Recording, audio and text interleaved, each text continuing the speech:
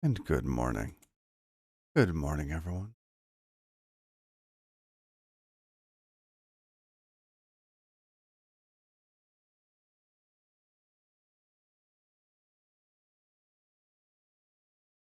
All right. I am currently in a rabbit hole or a side project or something like that, probably many layers deep.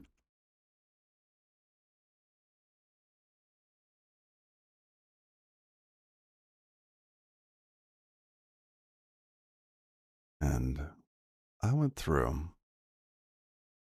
The size I noticed was getting up there. I was like, why? Why is this getting up there? What's going on? And I think most of it has to do with serialization.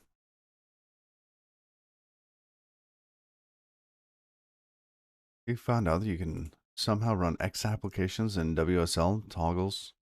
Oh, that's in WSL? What?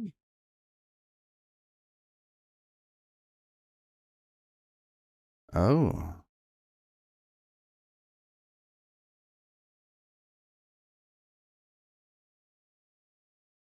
Oh, that's neat. That's really cool. That is pretty cool.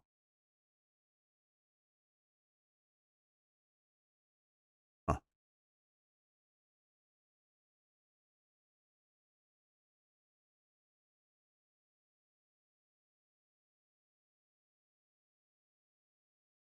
Bring that back.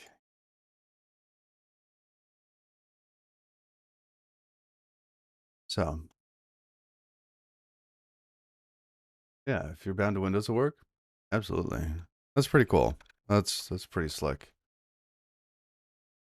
I'm glad they're doing that. I wonder if they realize.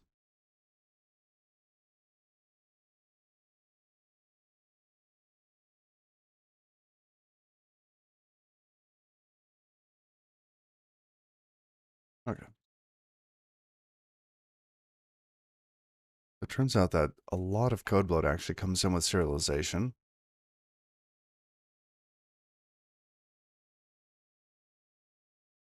Um, Hash map, I also think brings in quite a bit. So if we avoid hash map, which oddly enough is easy to do for us,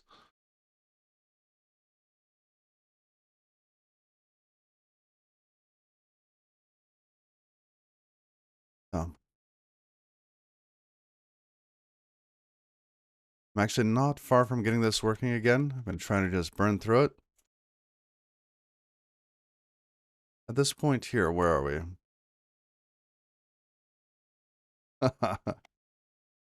Just run the Linux kernel? Oh, I doubt that.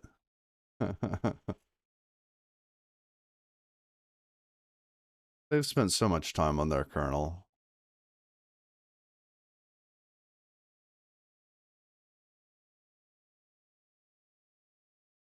I mean, if you think it's hard for them to kill off IE after 25 years, the kernel is much more than that.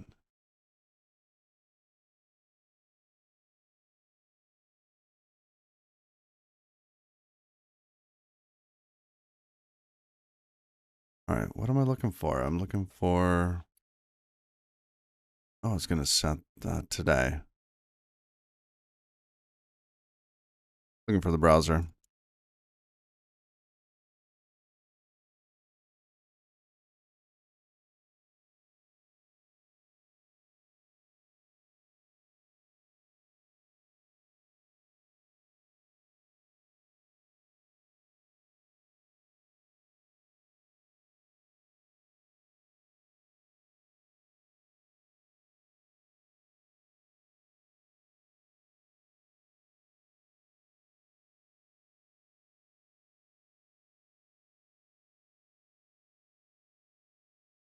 Probably in a sunk cost fallacy there.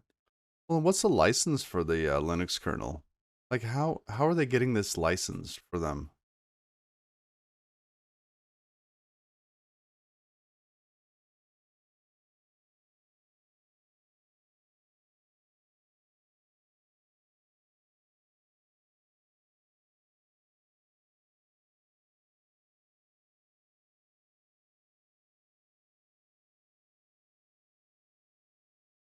Yeah, I don't think they've ever like they've used open source for a long time.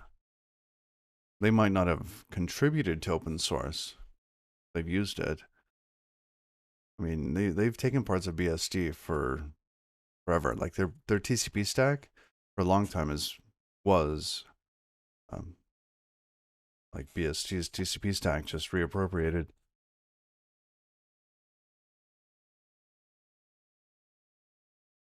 Again, it, the thing that bugs me about having Linux and Windows is what licensing of the kernel are they using?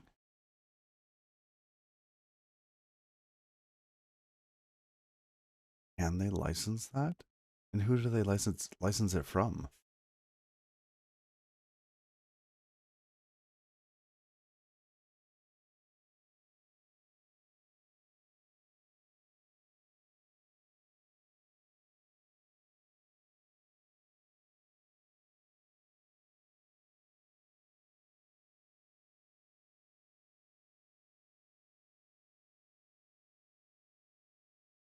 Good morning and thank you for the follow. How you doing? Is that Latch? I can't say some of these. Uh, good morning. Welcome. All right, we're writing Rust code that's inside. Oh, it's that the, this here. The shh.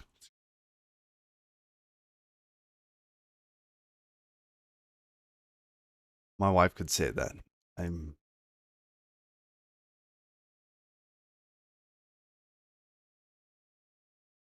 I feel not capable. All right.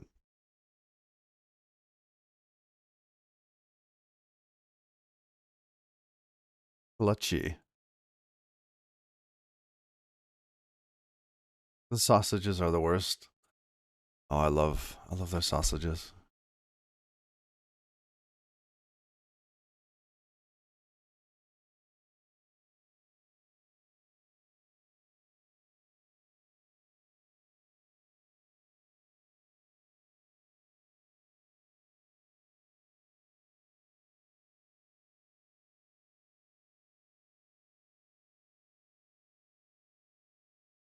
Oops. Let's see. First, the bratwurst is the best.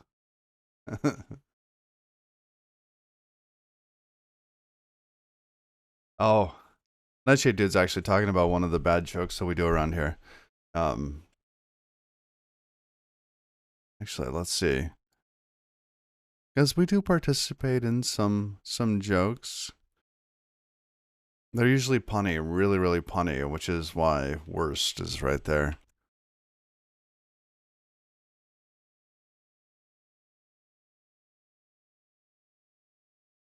Yes, it's. I often worry about German sausages. I fear the worst. That's that one.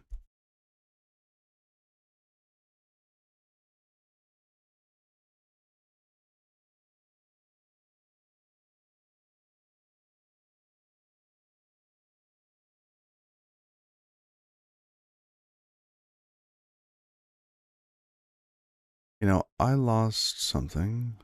No. Oh, that's funny.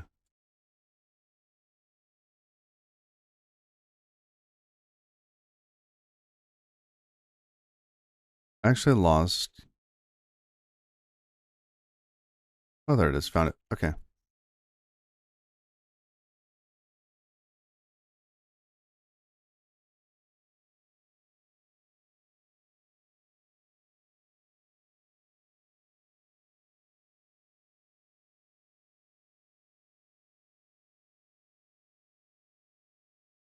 In this case, let's see. JS value must be an object. And I think we can build this up in a way where we can reuse some of these pieces.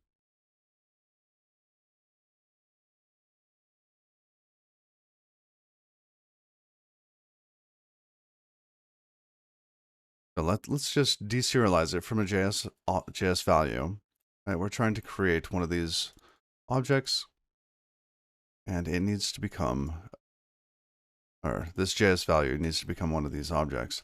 Now to get this, we have to look at the proxy class,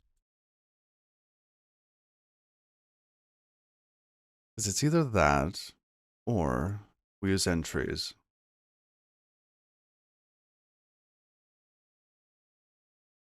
We could use entries.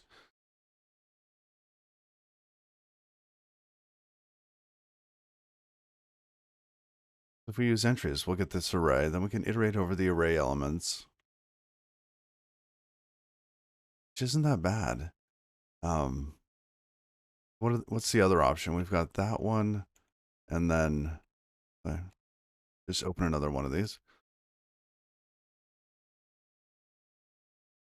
Proxy. No. Reflect.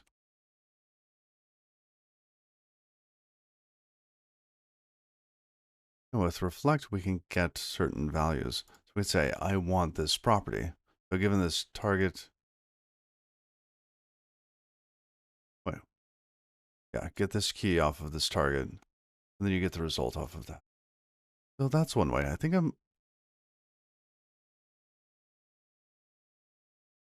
would like to do this slightly different.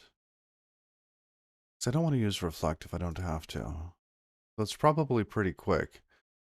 In terms of both of these APIs, it looks like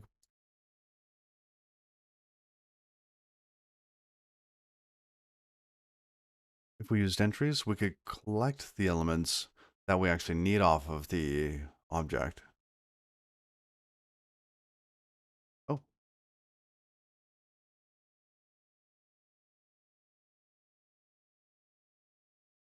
UPL2.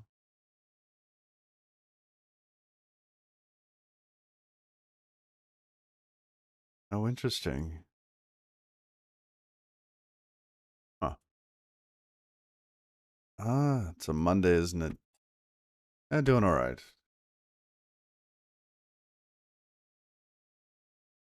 Got a little rain today, so hopefully we're not dropping too many packets. Let's see, where are we at? Where are we at with this?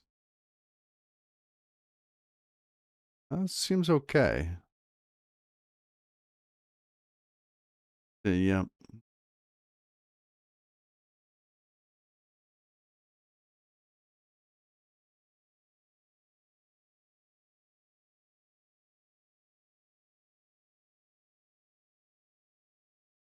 So we could have our own list of things that have to be collected.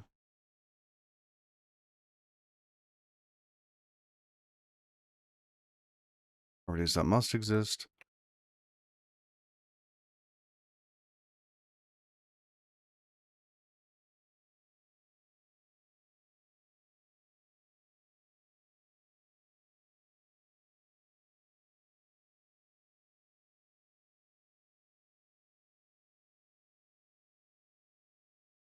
Okay, so we could do that.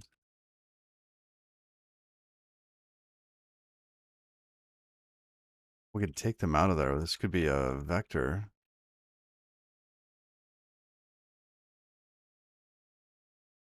And then if there's anything left at the end, yeah.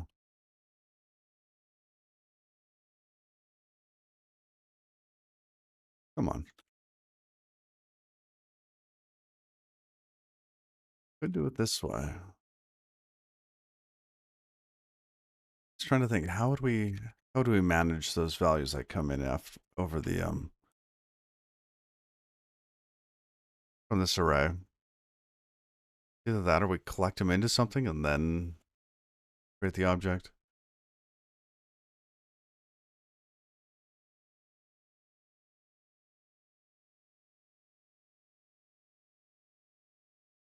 Or we have them set up here as options.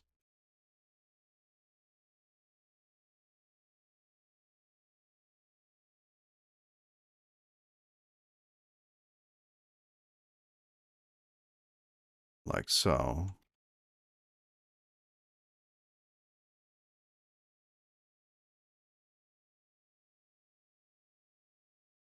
Then we get to the end. Check to see if they're filled in or not.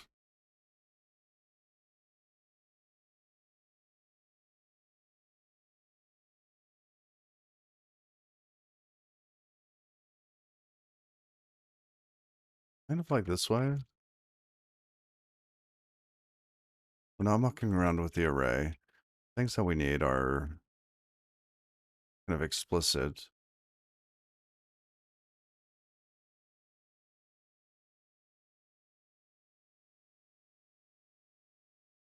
Because eventually we are going to take the contents out of those. All right, and we can throw an error at that point.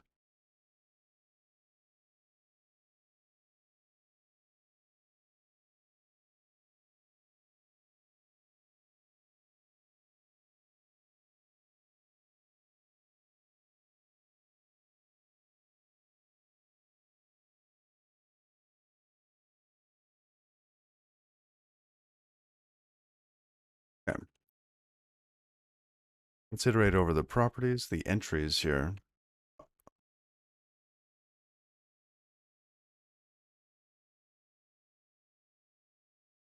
Let's see.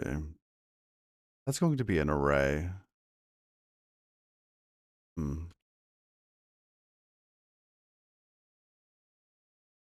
Now in an array,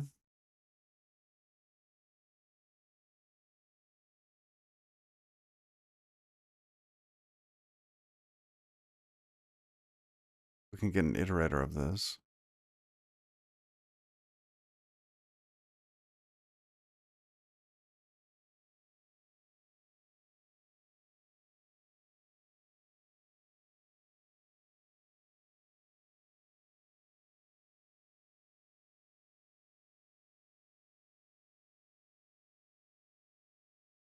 It's a map.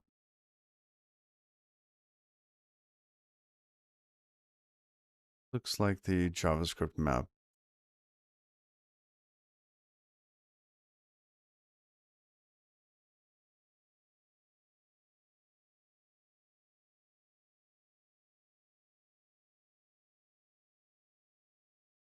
So in our case, we just want the values.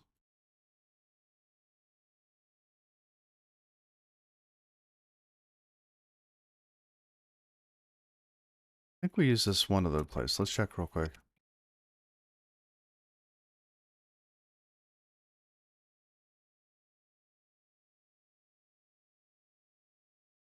No, I don't see it.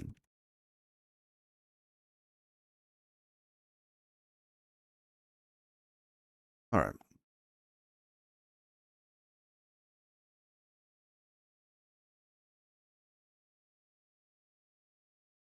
Returns a new array iterator. Okay, no, not that one. Want to go back one more.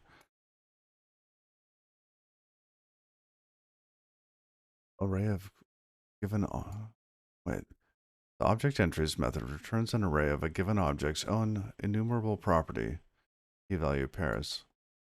Same order that it would have be inside the for in loop.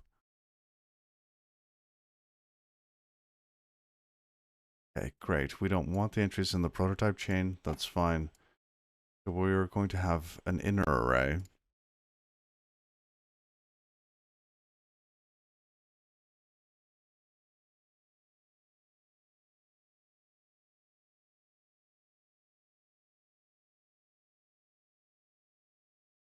For entry in an array. And I thought they had an iterator. Sure.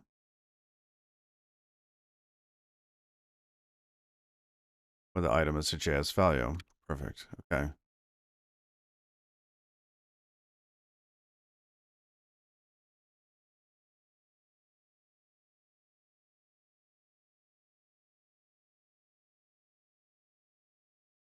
Yep. Now we're not expecting there to be anything inside of here that like a key that's numeral or something like that. So we should be able to take the JS value, convert it to a JS string, and see if it's one that we care about.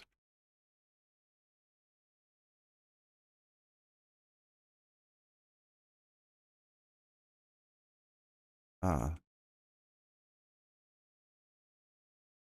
I see. This should be off of object, obj.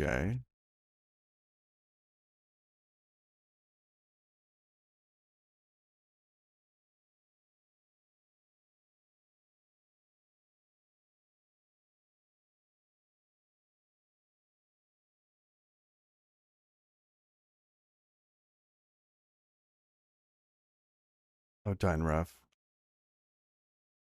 Dine into instead. Thank you.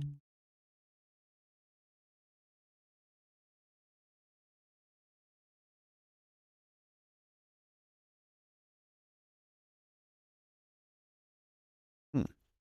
Why do we want one or the other? This one returns an option to it. Oh, because you have to get the original type back if it fails. Hmm.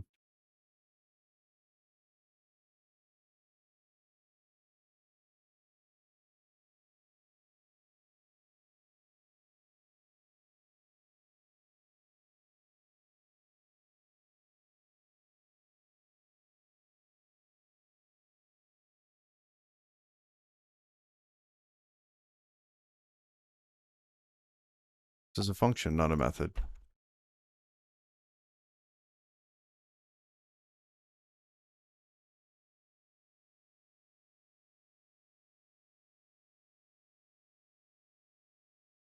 Okay.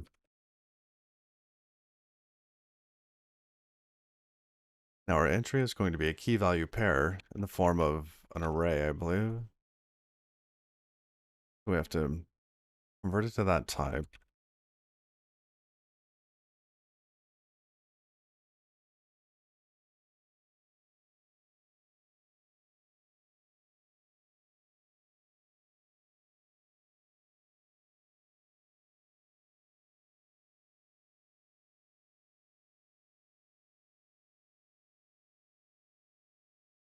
I ripped out the serialization. So we're going to deserialize from one JavaScript object. This is the only one that we do. It was the order of like, let's see. Yeah, this is what I do in my free time, people. We were sitting there at actually a quarter of a megabyte. That's with hash map and Saturday. And I just started, I ripped everything out and started to add pieces back. And then you'd see like a bump in size. And then I would thin it down a little bit more. So, because for me, the trajectory was way too quick. Keep thinking, if I'm gonna get this project in under a megabyte,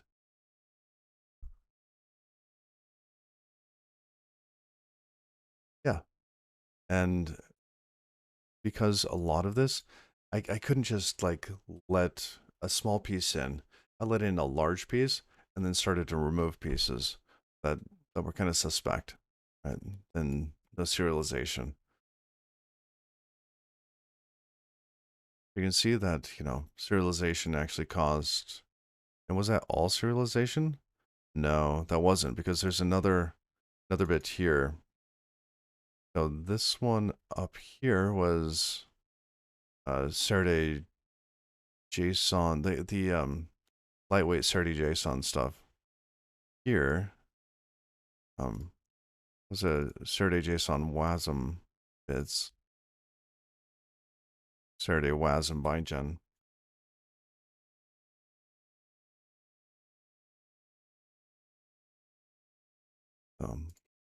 This is what it is. And I think if we just do these by hand, it'll work, and it should be smaller. Let's see if we can. All right. And if this isn't a k-value pair, then entries has actually lied to us.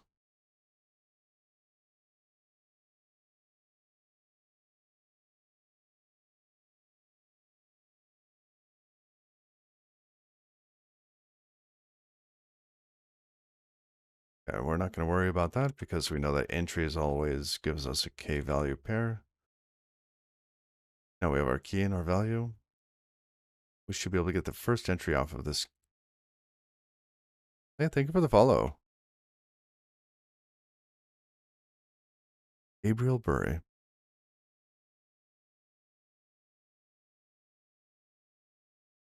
Just one moment.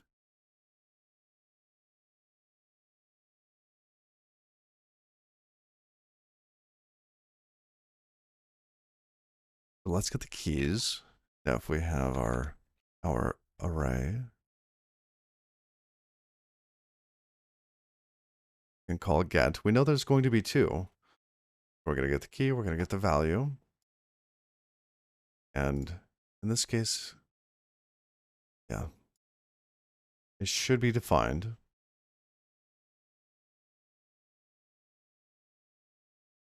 It's going to be, we need this as a string for us, so we know which one of these to tuck the value into.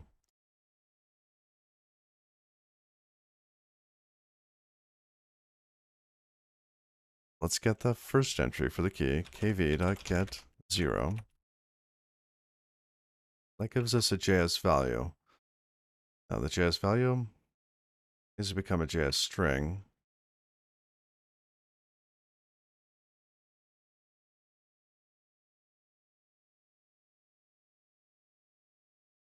JS string. I'm going to map that a string from and expect trees.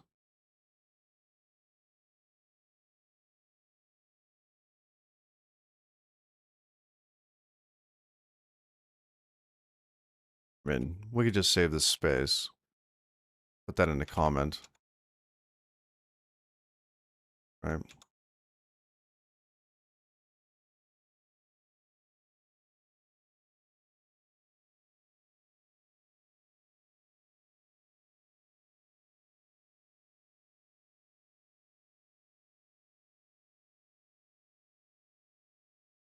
So technically that should never be hit.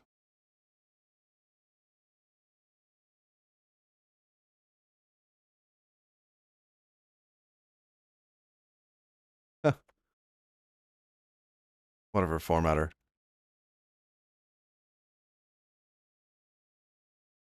Let's document this nicely.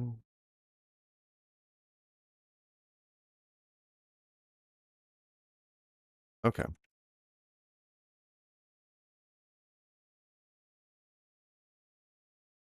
So that's going into a dynref. Dynamic reference for this.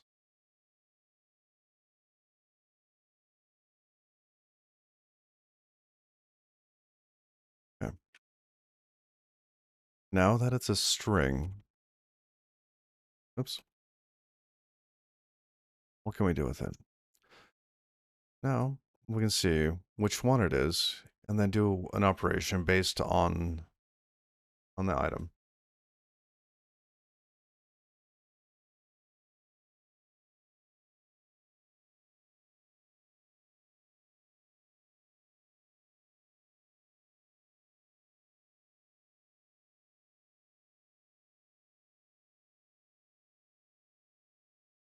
You know what?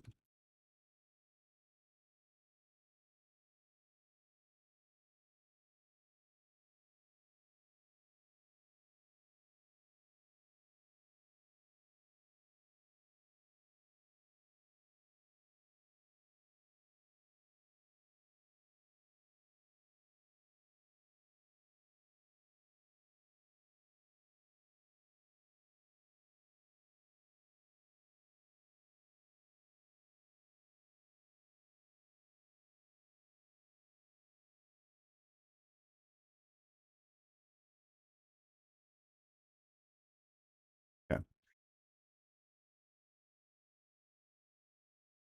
One.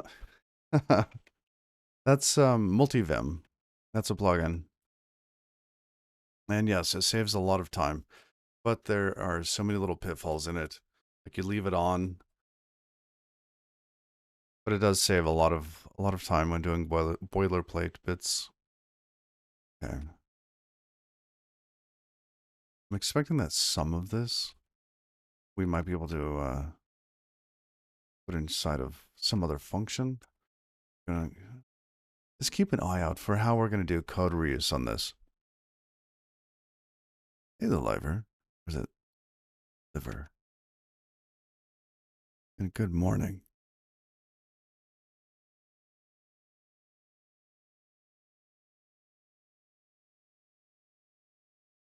All right. Like the organ, like an organ. Liver. The liver.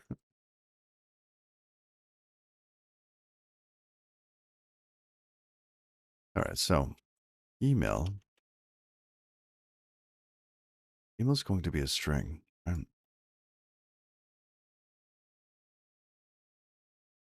so if there's a value, and hopefully there would be, but it's not guaranteed.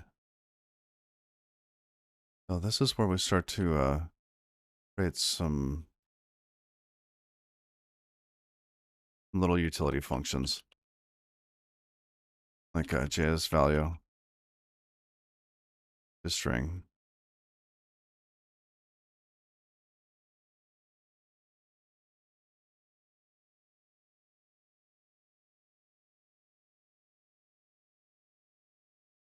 What are we going to return there?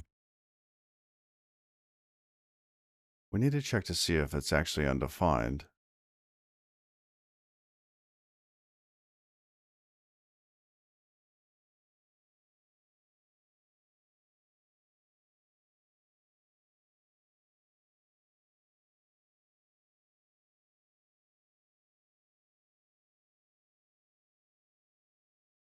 Trying to see if I've learned. I'm trying to learn from my past paper cuts here.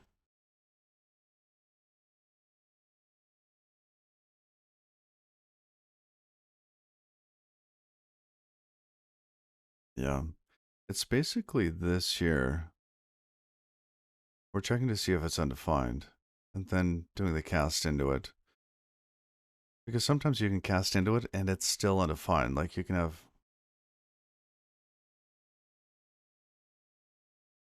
like if you didn't do the dine into, excuse me, if you didn't do this check, you might still have something being undefined, but as a type. Like, oh, this is a string type. Congratulations, you have a string. Okay, I'm going to get the bytes out of it. No, no, you can't. It's undefined. It's like, oh, come on. So, grab that.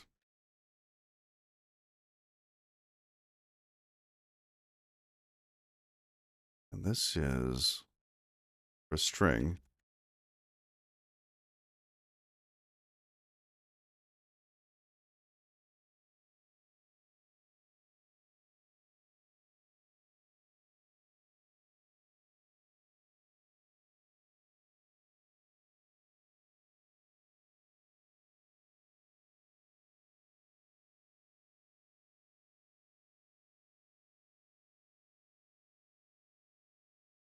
If we take this by reference,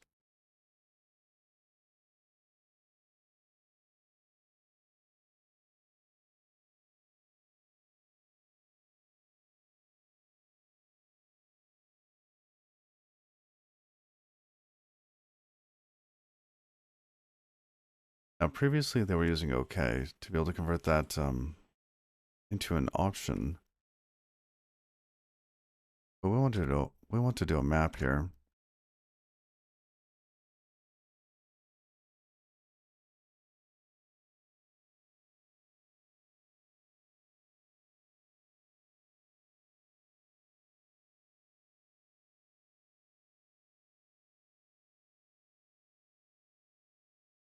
Okay.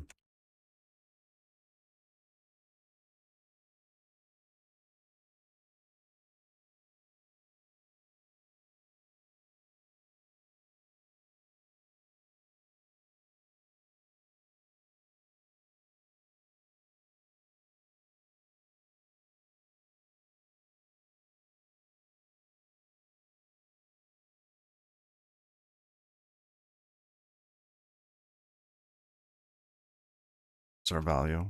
Let value.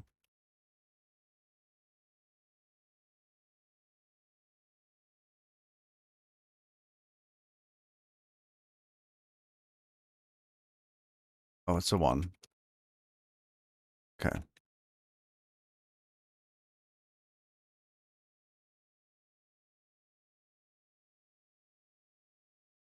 I keep thinking that it's like the Rust hash map, so I unwrap that, but no. That should just be a JS value.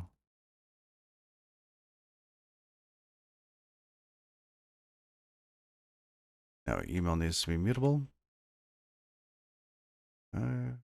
We could do replace, but Robin, good morning and happy Monday. Welcome to the beginning of the week.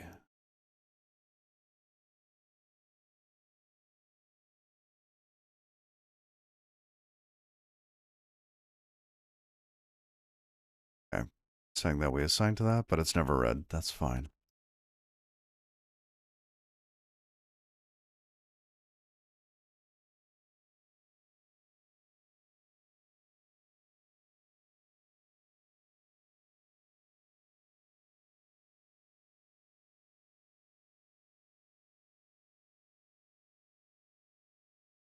I think I'm going to call this module JS value. Might be a mistake though. I would call it Saturday.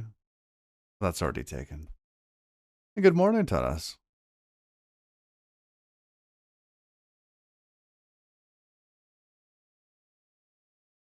I don't. I don't.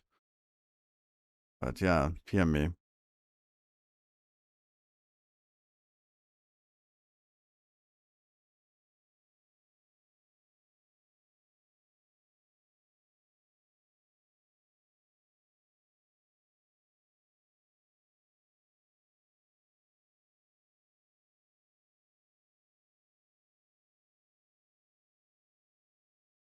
What I'm thinking here is that this ends up being just two string on the module. So instead of it looking like this, we would say something like that. JS value to string, yada yada.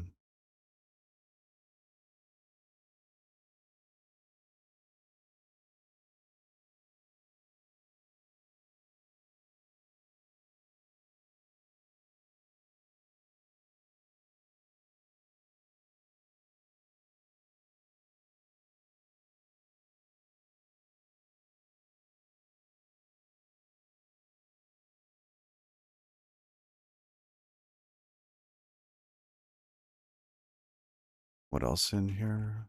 This.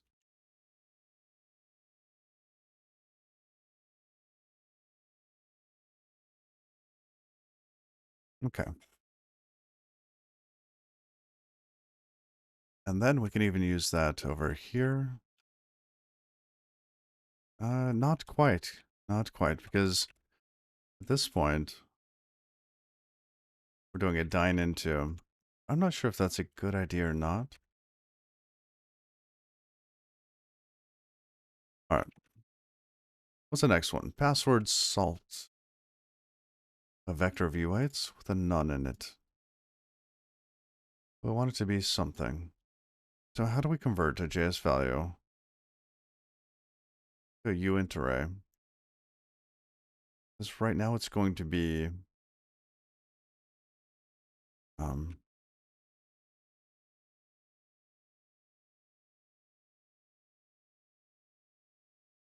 come back in here. And we could put some tests in here. That might be useful.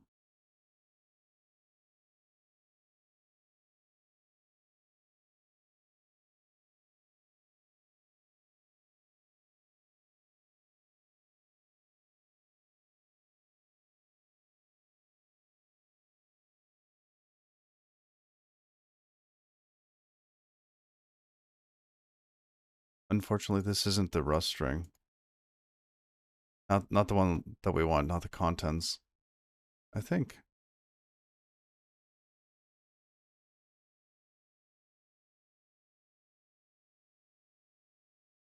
Yeah. Public function.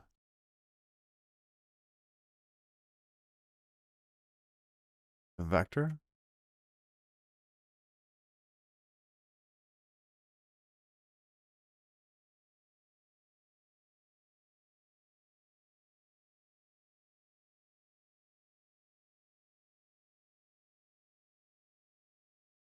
Hmm.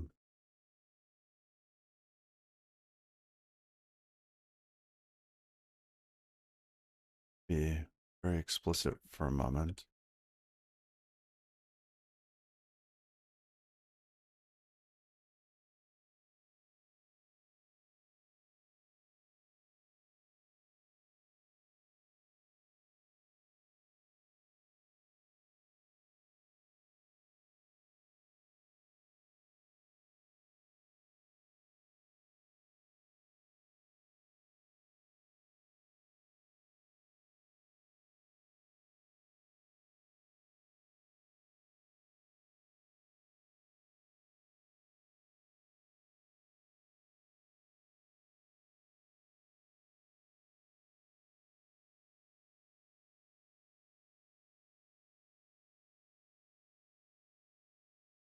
Okay. The vector strings. How are we going to do these? Where sometimes we have a U8, sometimes we have strings. We could use generics for this. We're going to be stamping out the code for either one anyways. So that's a possibility. Great, yes. Good morning, Museum. We're building this up and converting things to WASM or back and forth. Wow, speaking is hard. Compiling to WASM today. So we're avoiding things that unnecessarily cause bloat. And oh, I got a great question for you if you have a moment. Closures.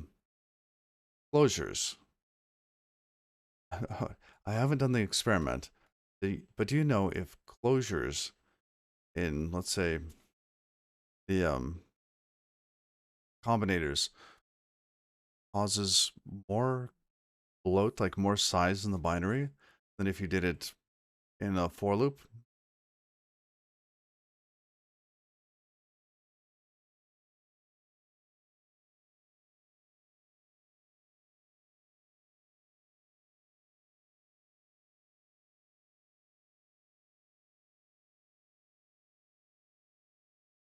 They should get inlined?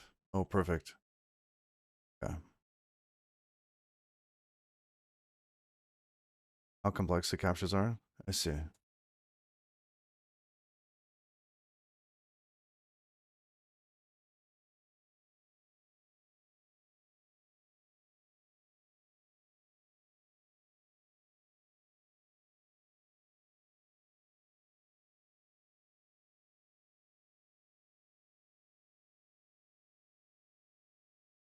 If we're going to do a trait on this,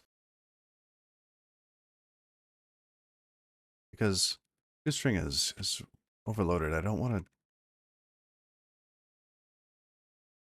Here, say we are doing this as a trait.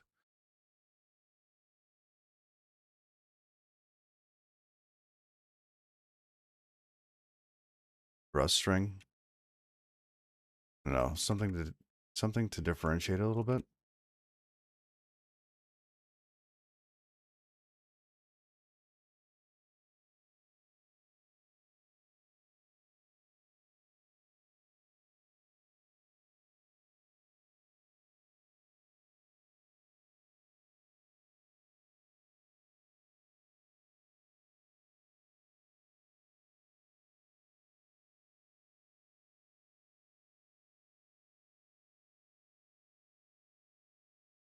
I like the traits.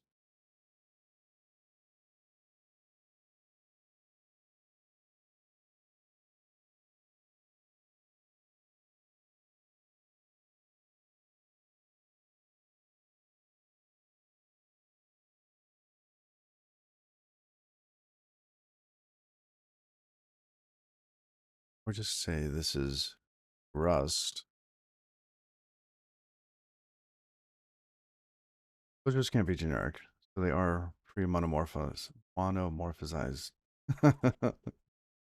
Very monomorphized by default.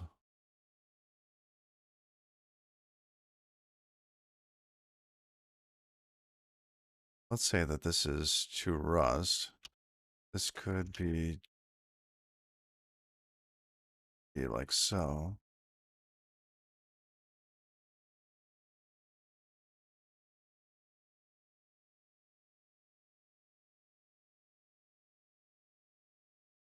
Then depending on the type here,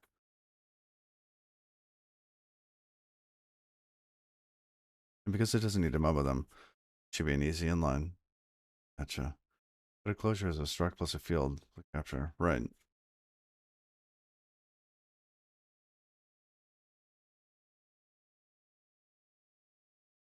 Okay. Just optimized to a function pointer, a field on the stack. Okay.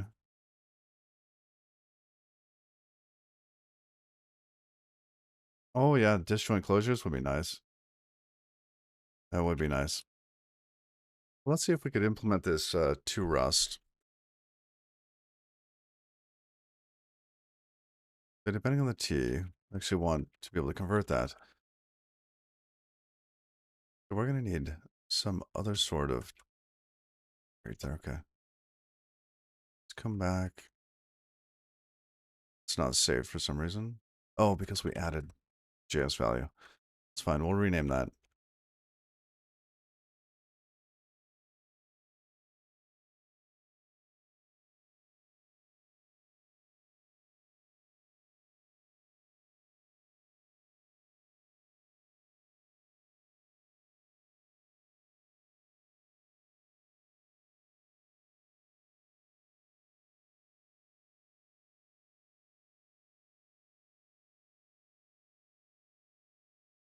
Okay.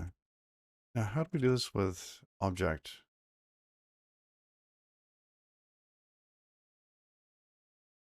So we were doing something where we could constrain it by JS cast. And that would convert it to the T type, but we actually need to take it one step further. Oh, they're going to be in Rust 2021. Oh, wonderful. Oh, that's going to be so nice. Like the day that comes out, I'm switching all my projects to. I'm kidding. Actually, that's an interesting thought.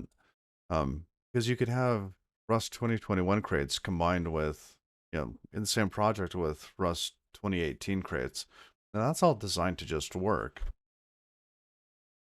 That is going to be so nice.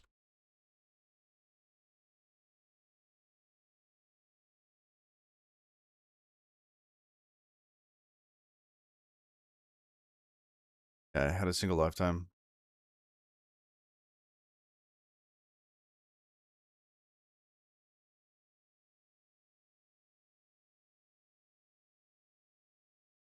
Oh,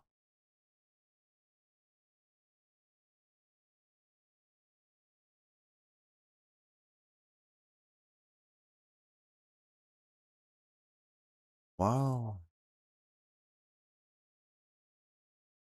That's cool. Uh, that's neat. Is there anything left to implement for 2021 for disjoint closures?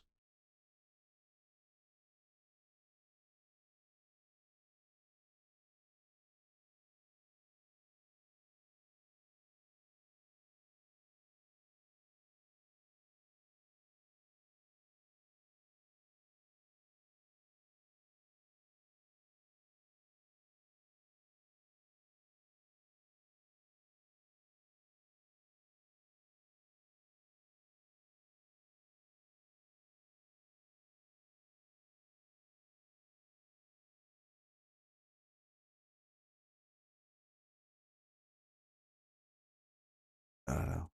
Not Ortiz JS cast.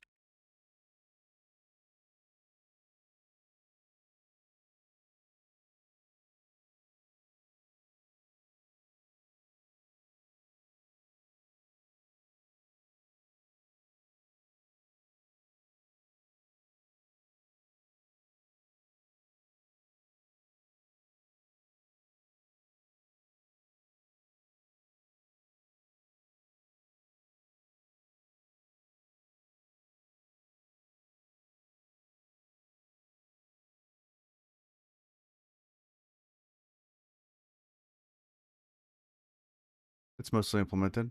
Oh, okay. Oh, I see.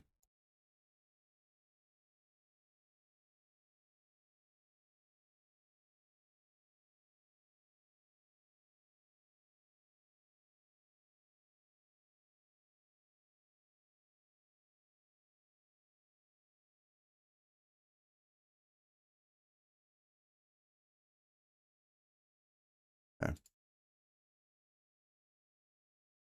Now, if somebody was to try,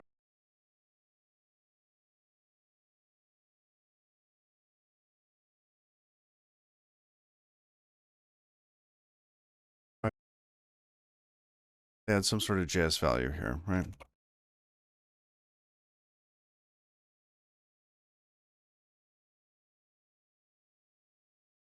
Okay.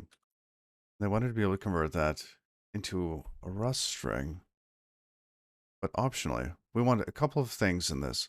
If it doesn't convert, we want a none, right? Some are a none. I haven't gotten to the point where we actually wanted to keep the previous value. Usually we error, we just bail from there.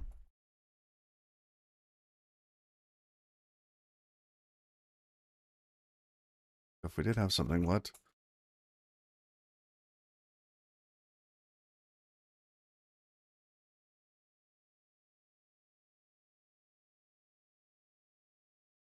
Rust.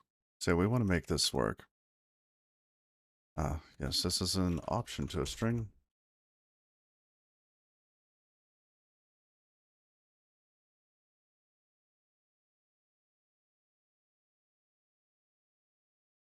Async block, async functions.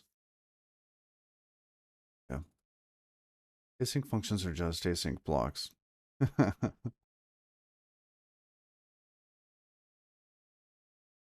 Just a closure that impulse feature. Instead of a struct, it's an enum that represents the state, the generator. Oh, okay. Nice. Hmm. That makes a lot of sense.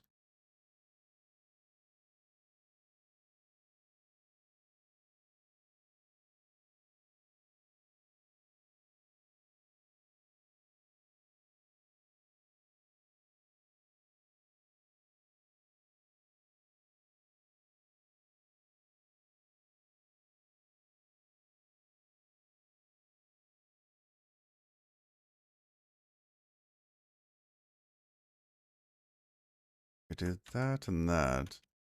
We need to know what the type here is.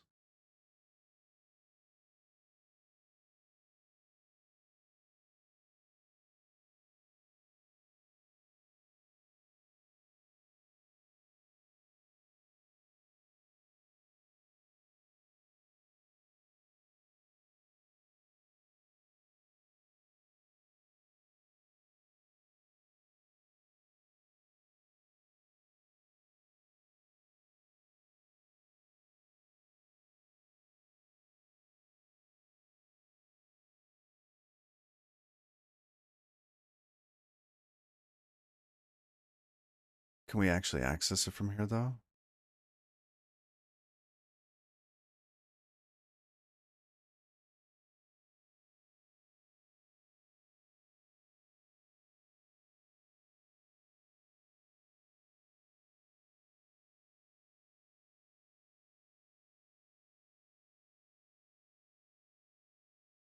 Yeah, that is good to know.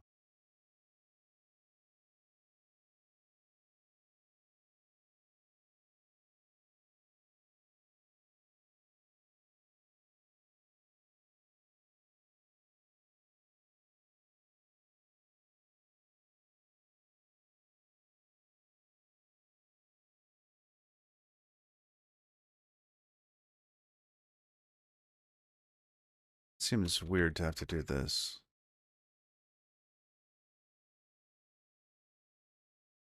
Because we want to get access to that. We actually just want the type there.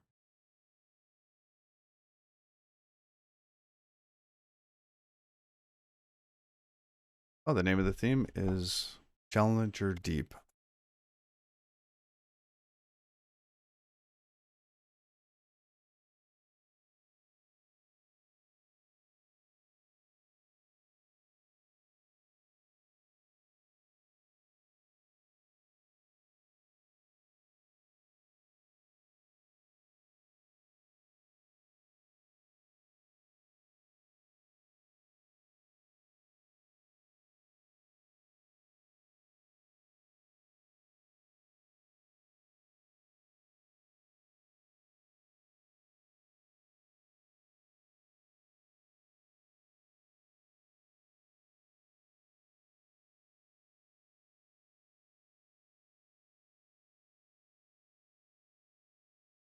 Right there.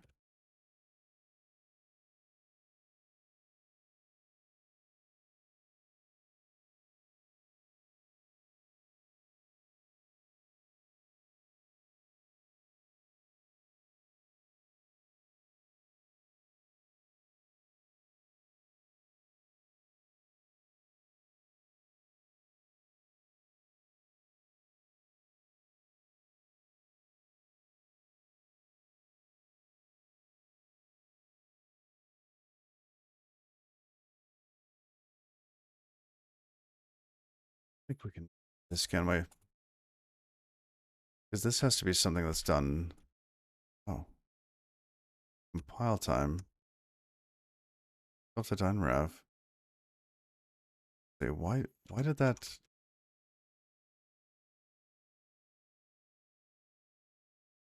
Oh, so I butchered it.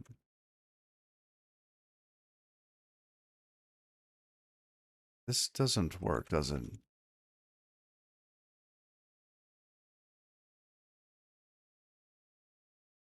Can't do stuff like that. That would be nice, though. Well, can you have const in here? We have like a...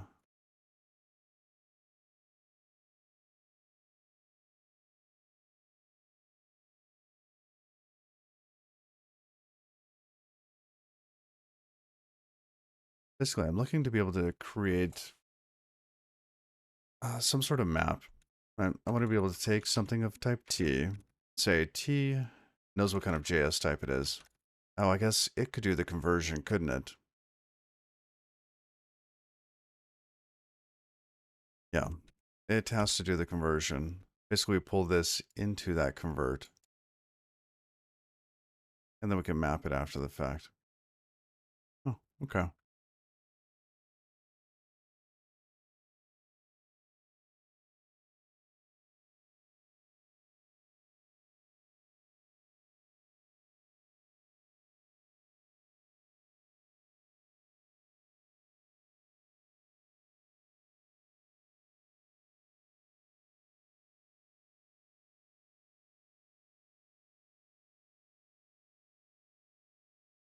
This whole thing is actually just in there. Oh. I'm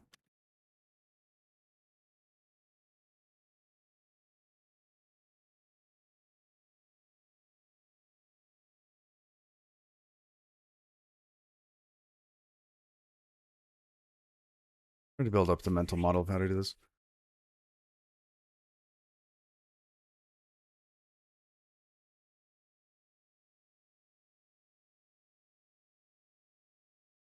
Just give it the associated type. And good morning. Yemokund, good morning. Can we give it the associated type there?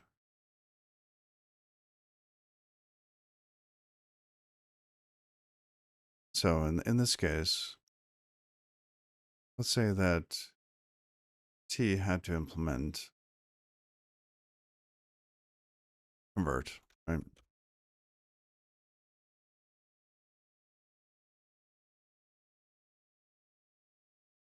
JS type there. And JS type has to be constrained.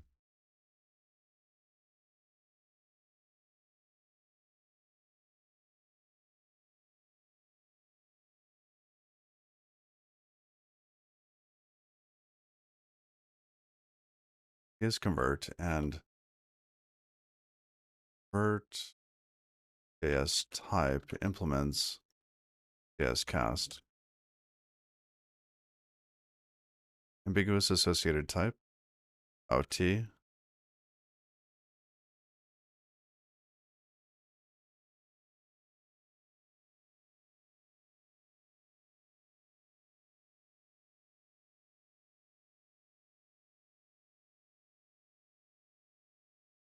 You can constrain associated types.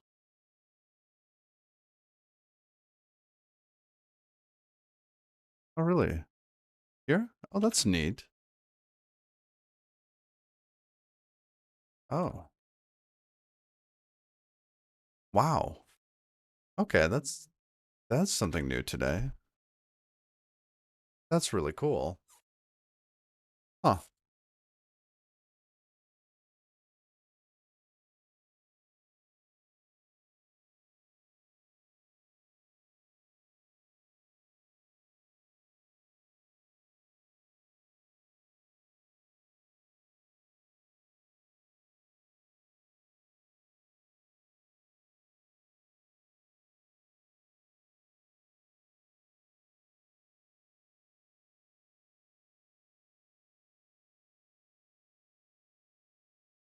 Actually, we could put that in the other constraint, right?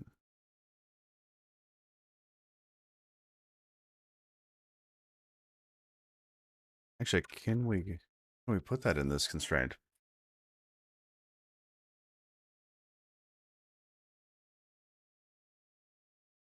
Can you do more than one?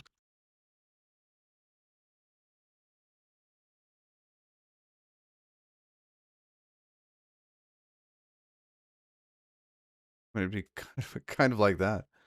You put on line 19.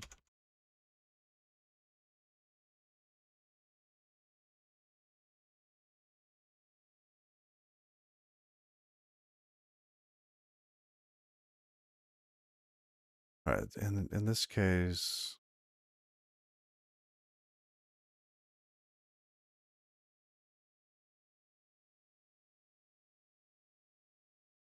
yeah, I was playing around with that the other day. I saw this page and was reading up on how you could actually exclude certain functions from being a trait object function. Well, so that your trait could be a trait object.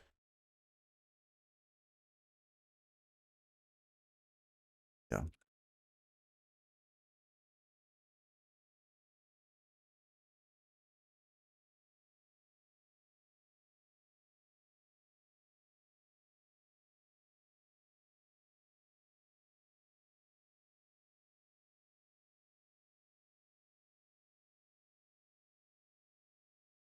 Because this is too generic, because it doesn't, let's see, trait bound from T is not satisfied because the requirements into T as con.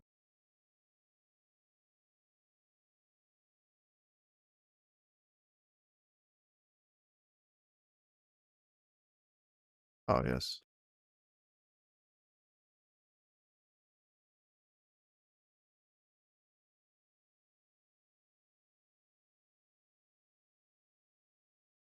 And this has to be up here.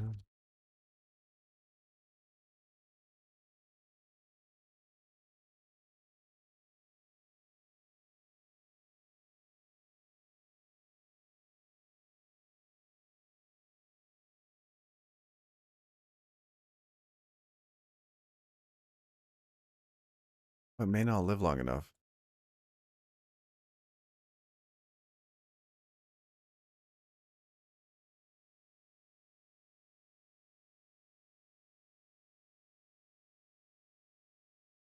That's, yes. But this actually works. Yeah, it does. It does give you a. So we could do dine into. If we did dine into.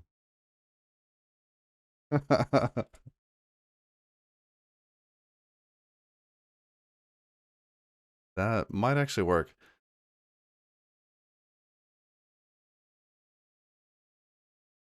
And I think it only works because we're actually inside of WASM and these JS types. Like you can convert from the reference because it ends up doing the copy when it goes from.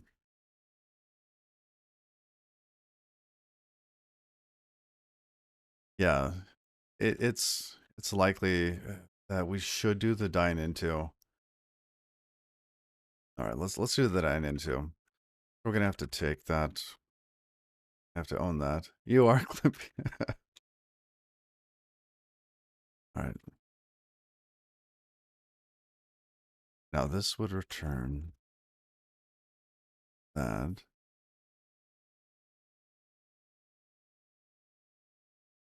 Actually, I think we need this part here because this is going to have to be different for some of these conversions. Some of these, like this is the simple one. We had another one. The other one could be actually an array of integers. We need to go from there.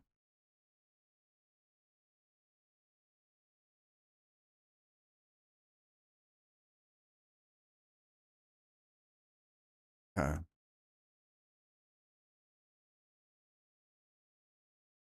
I think this we might actually need unconvert.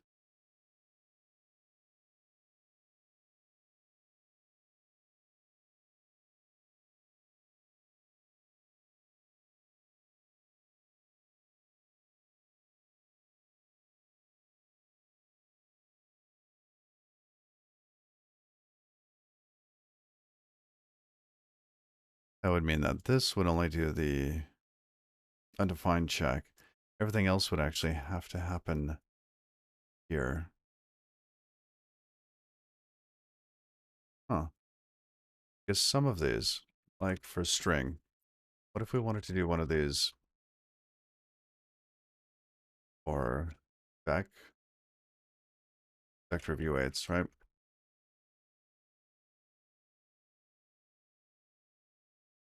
This one's a little bit more complicated. So we don't have the type information for the array. I don't think we can just collect from that either. And just do a from. We're getting a lot of this from. We need to remove this by putting the conversion up. Got kitty moment. No. What's up here? Up here. You never get to see my desk, do you? Like, save me. Oh. All right.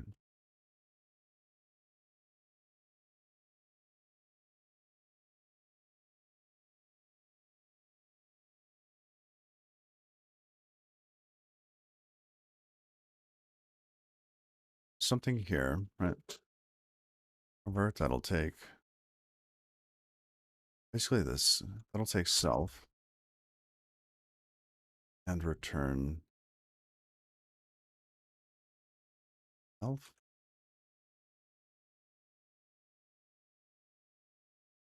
Something like that. If we were to do this, um,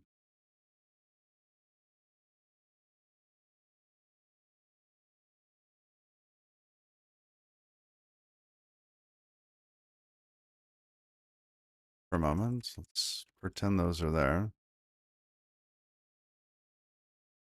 Friday night for dinner. Good morning. What type of cat is that? A rescue. We don't know. We don't know.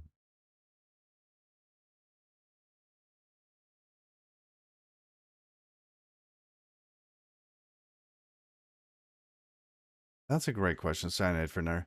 I'm not sure. Um, I saw that they started to have some examples for Android and iOS. So it's probably getting closer. And Bevy does have a dedicated developer on it.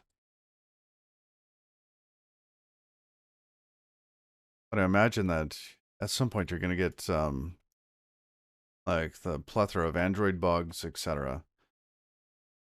It'll be easy to target to iOS because there's only a few pieces of hardware that you actually have to test it on.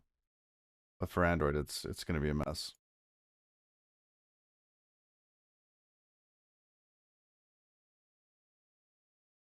Hold on a sec. Let me check some stuff.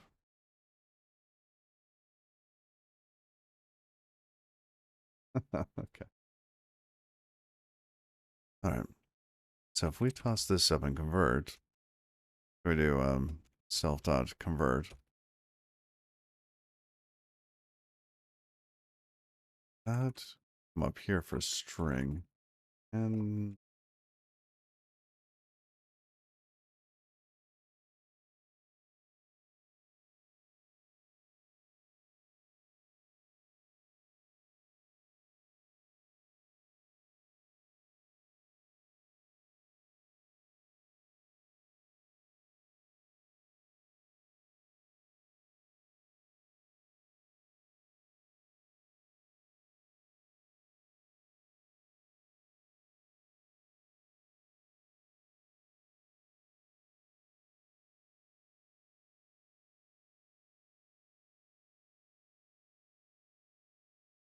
Where T is...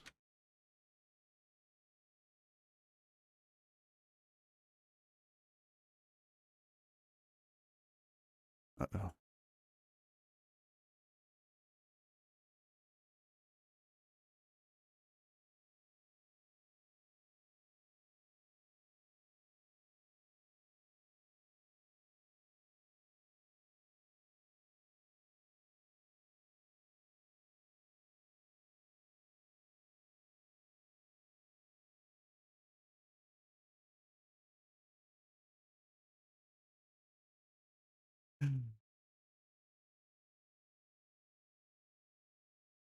Put that back for a moment. If we, oh, glitter. Glitter bomb. Thank you for the follow, Rogue Planet 5. And Pizza. Do I work from home or remote? If so, how long have I been doing it for? I've been working from home for 7 years. Yeah. It's kind of a lifestyle. I'm not one of the sorts of types of people that needs people around, so it's a little easier for me. Um, I can force myself to go out and interact with people because it's probably healthy for me. um, and then there's little tricks, right? Little mental separation. You can say, "Oh, work is right there in that place," and then you stay out of that place when you're not working, or you have a routine when you're going into work or leaving work. Right? That helps. All right, get rid of that. To Rust, basically this is on a JS value, and we're saying we want to get a type T out, right? And in this case, we're doing self-define into, do that type. Now this conversion is going to have to be more complicated in the array case.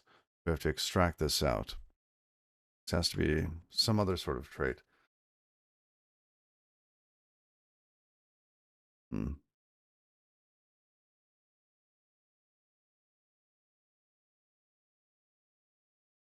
Once this is working, there's a neat pattern for reducing the generated code bloat.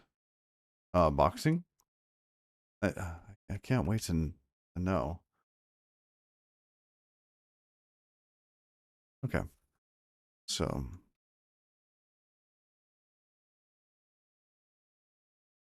if T is convert,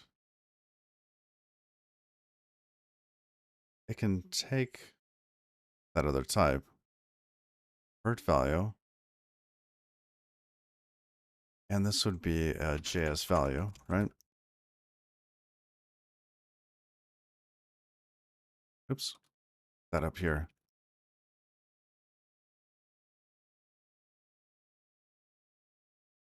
Takes the JS value,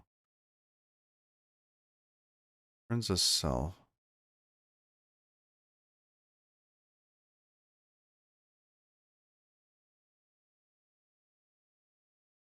because we don't have a string yet. We don't have a thing yet. By doing internal momo, you basically you manually momo it with an inner function that's generic. Oh, interesting.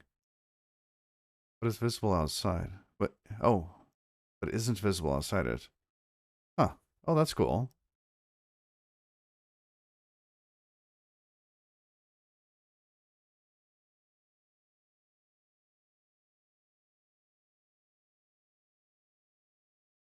Yes, I do.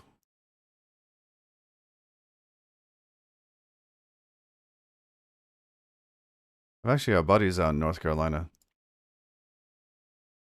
Good people.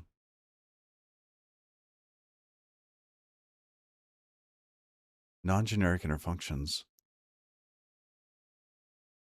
All right, we'll come back to that in a moment. So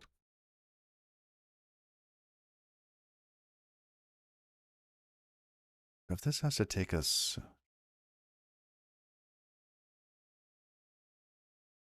So what are we trying to do here? We're trying to actually take the t and go from that value, right? So in this case, it's a string. Like if we're just talking about the string version again. Give it time. Give it time.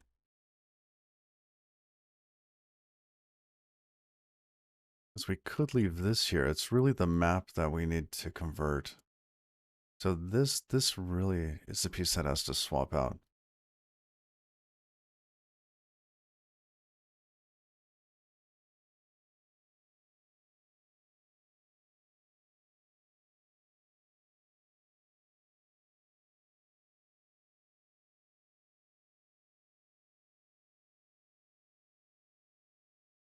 So at this point, what would we have? We would have yes type.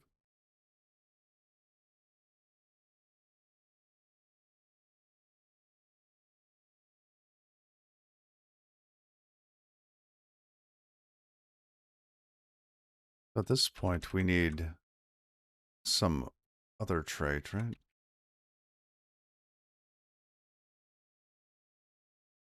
Well, I'm going to remove convert for a moment. It looks like it's more of a from.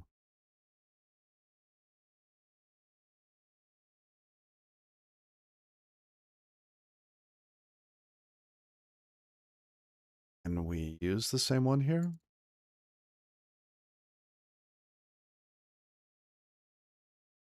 This one looks like it's almost done with the exception of this piece. I don't know if that can actually be pulled into this trait here, the convert trait. We'll convert for string. So this would be a string at this point, right?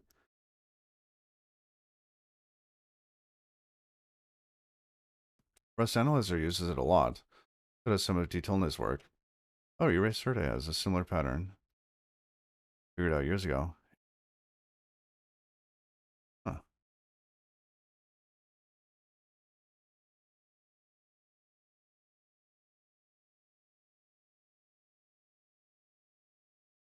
So at this point, we have self, right? Because we're a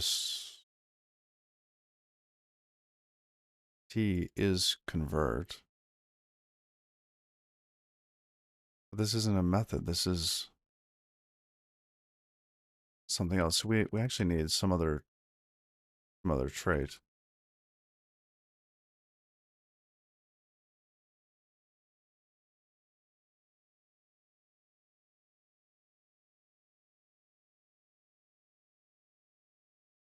The simplest one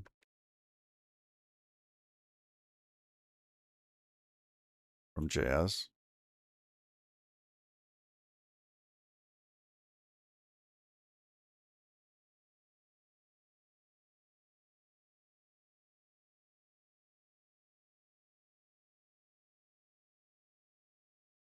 Wait, no. We can do that, can't we?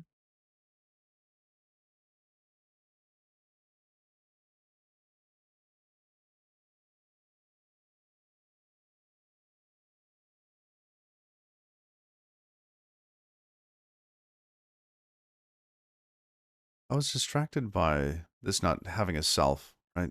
But like the from traits, all of those actually, you can have function here without self. So in this case, we would take something, which is self JS type,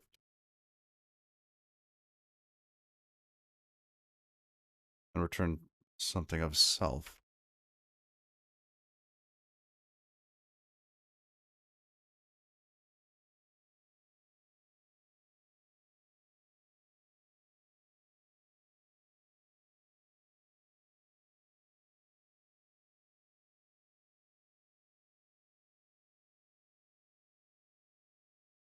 Right now for a string, that's the easy one. This is just going to be a string from value. And that should work. But for this one here, that would be a little bit more complicated.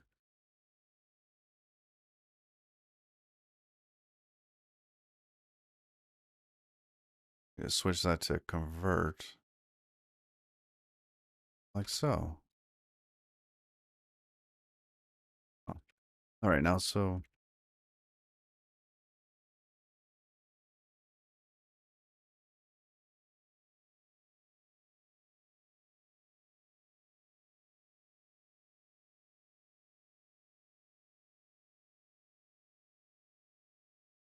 we're gonna have to change a bunch of this because now these are owned.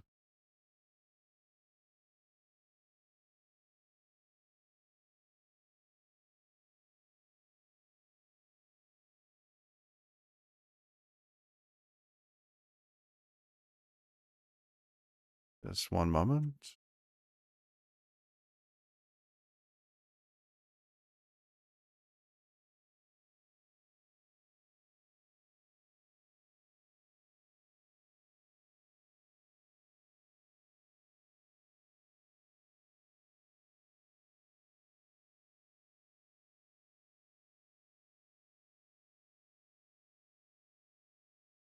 Okay,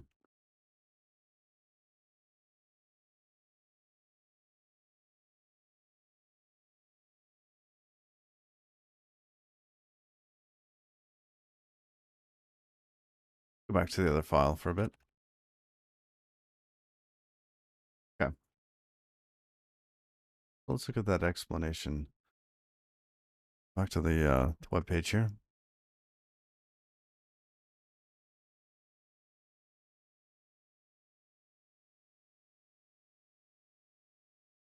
Steve Klavnik recently wrote about whether out parameters are idiomatic in Rust.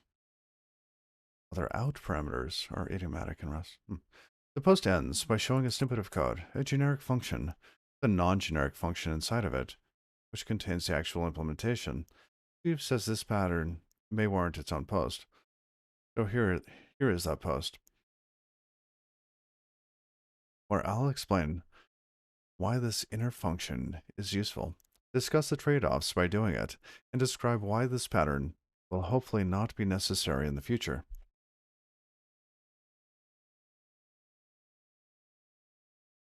So we have p as rev, result, okay. Just returning an IO string, takes a generic parameter p, an inner function. Path as rev. I mean, this here is just, see, so basically the generic bits are outside. It's just all right here, right? Everything else isn't being duplicated.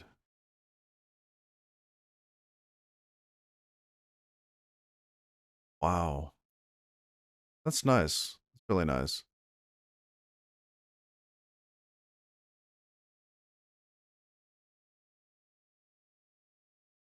Yeah. So the only generic part is it's right outside. So how could we do that here?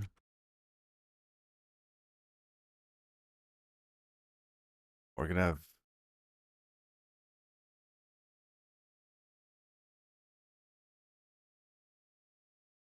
seems like this is the only piece at the moment. How would we tease this out? That's gonna be generic. So is this. Basically this line up to the okay. I don't know if we can touch it. Can we touch that?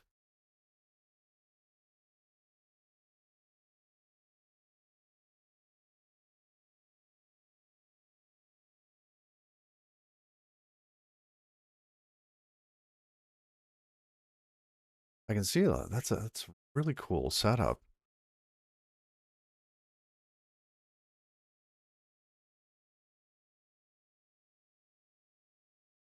That is pretty clever. It is really clever.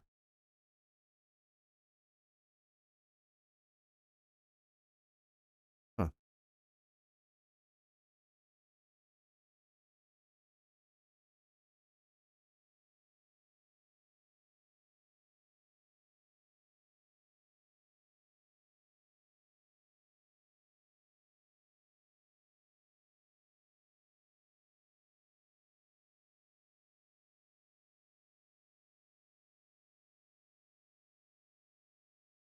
Yeah, if you're just doing it once, that is brilliant. That is really cool. Actually, where do we do that elsewhere? Um, object get here. Right, the only generic bit is here at the end.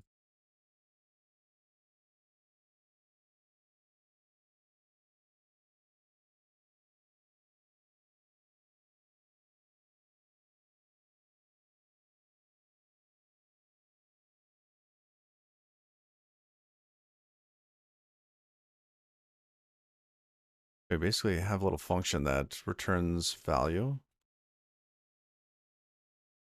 But here, yeah, it's just declaring a function inside. Then what do we do? I mean, here they're returning none, which would be fine, right? If we're returning an option, then we can just map it after the fact.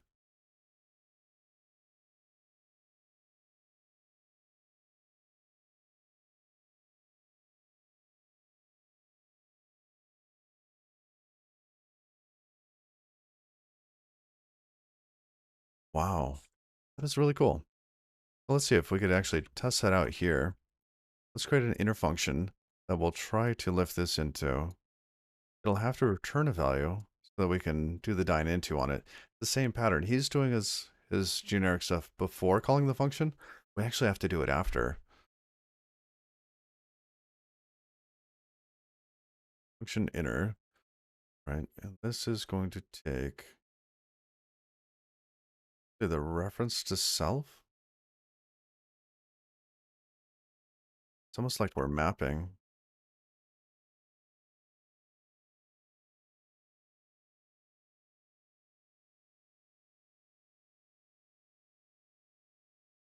So this is going to be what a JS map, the key.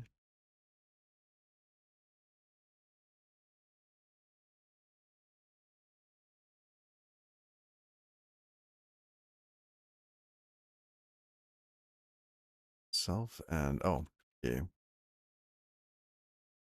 That should be barred at that point.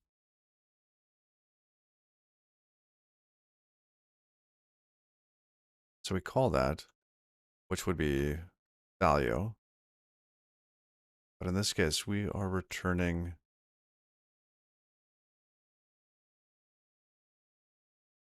We need to return that generic value. So if it's undefined, so we're going to return a JS value or some JS value.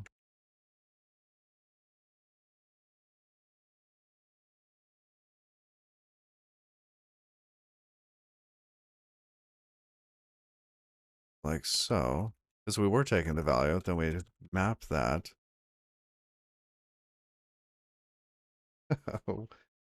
Thank you for the follow. Cyanide for dinner. How you doing?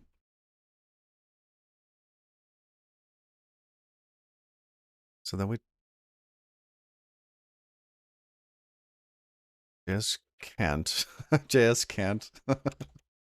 Just cast. Dine into. Colon type T. Like so. Now, is that one too many? How we need an OK on that.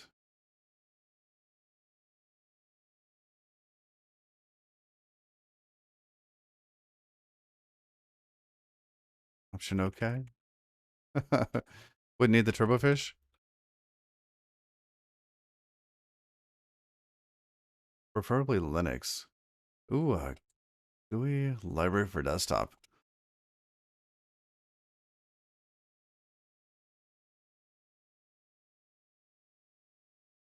Interesting.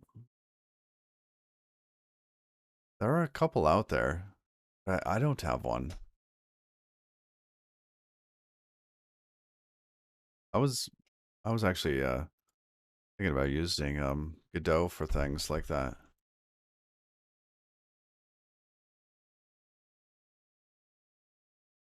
Oh, that's WASM by Gen. Because you love transpose. Map transpose, okay, flatten. Okay, so let me wrap my head around that. Here we're gonna get an option back, right? Gonna map the value of the option, using dine into. That gives us a result inside of an option. Transpose flips that. Right now we have the result in the outside with the sum inside. Oh, and then you do an okay. Now it's option, option, then flatten. I see.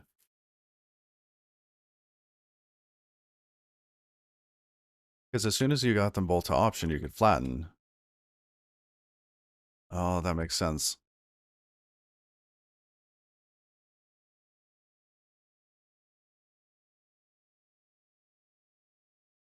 And then we have our option there. So then the only generic pieces are actually this bit here. Well, that's nice. That's really nice.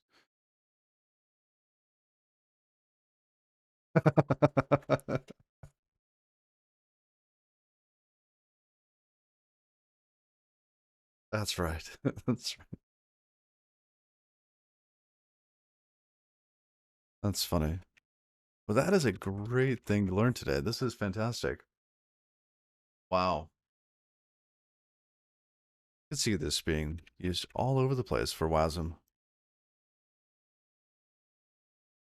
You could also do this with and then and some.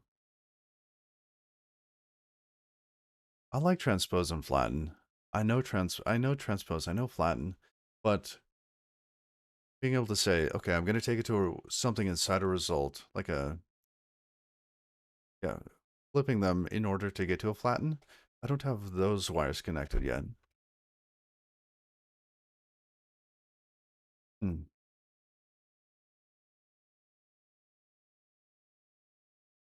It just takes time, huh? Oh, that is fantastic. All right. You know, if we could make this compile for a moment. Here.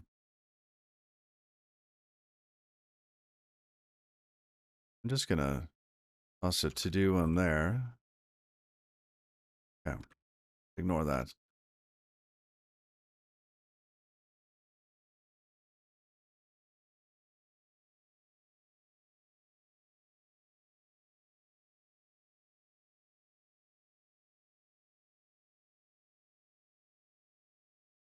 Yeah, we're going to build the production build. We're going to see what the size difference is for this. You spent a few streams trying to only use transpose. It is your go-to option. Okay, so with that, we're at 74, 391. Our before.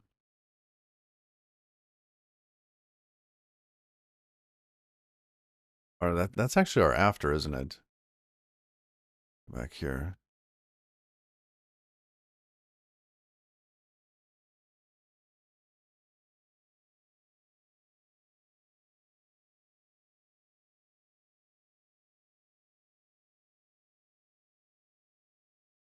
All right, and here's our before. Did I save it? Everything. Okay. Plan is newish. Newish. Iterator, all the things. It's just not complaining about the night leap now.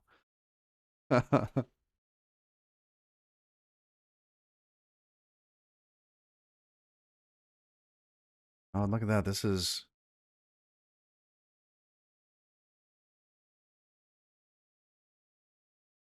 It got bigger.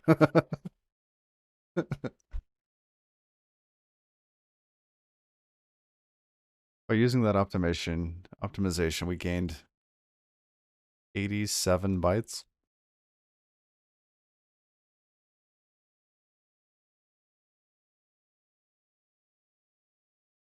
I'm guessing it's this bit down here. Oh, I don't know. It's probably the weight of the function, isn't it? This one's before. This one's after.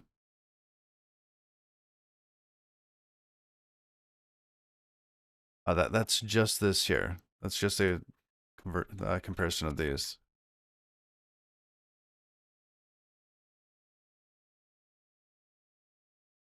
And this one was 74,391. This one is 74,304.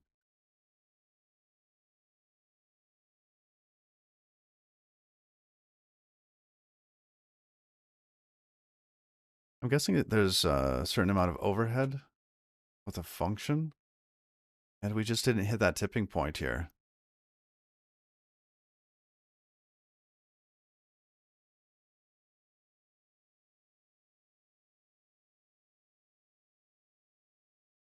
You don't think the MIR for that before generic position function would be optimized the same?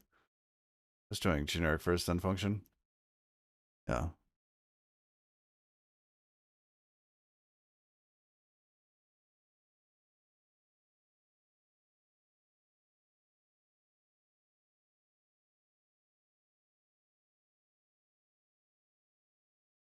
Interesting, though.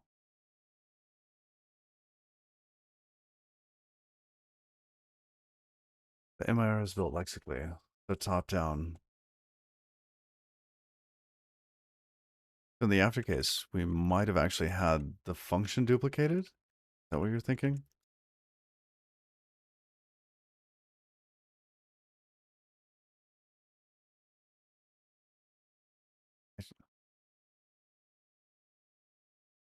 When it does HR to MIR.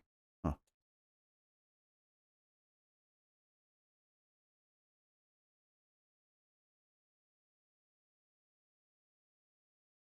Well, it's a great tool. I'm sure I will find places for that.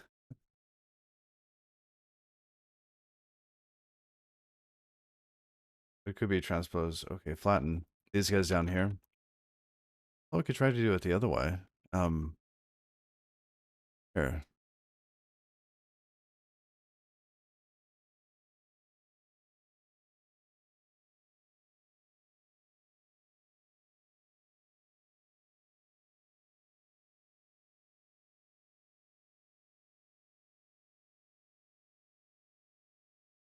In this case, we have option of result.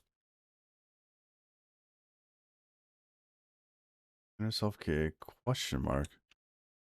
Oh, interesting. Yes, because then we just have, oops. That returns an option, right? Yeah, and we're returning an option, so that should work. And we just don't have.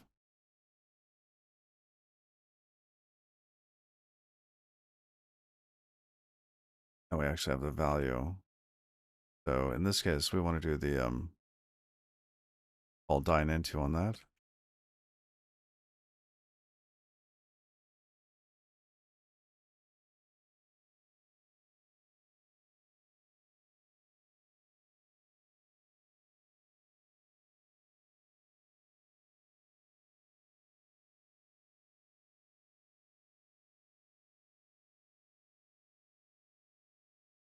It's the same.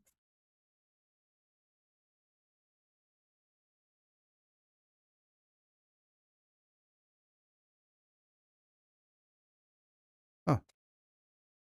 Right. Just make sure. Oh, it's the same as transpose. Okay, flatten. Yeah.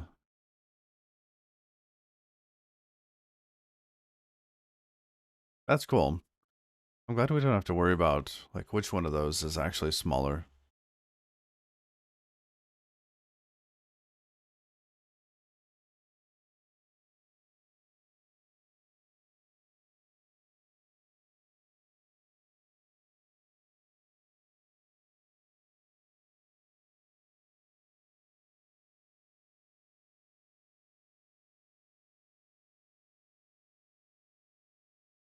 I like this though.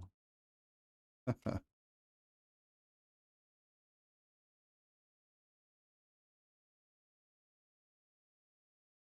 2 refs being passed in.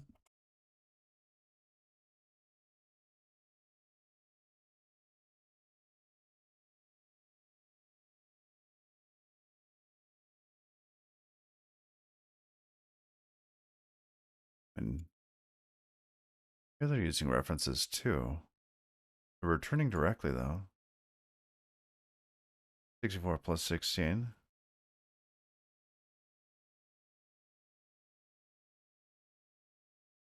Yes. JavaScript doesn't do 64-bit pointers.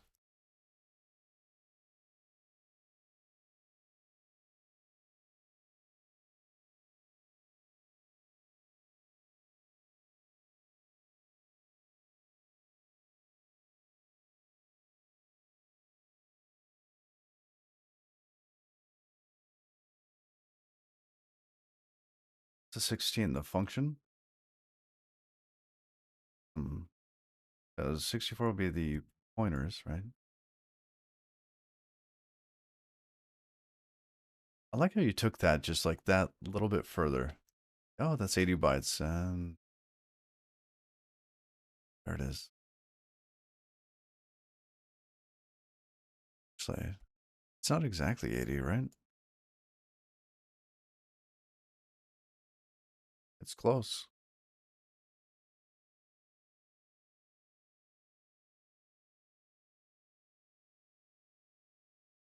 Gotcha.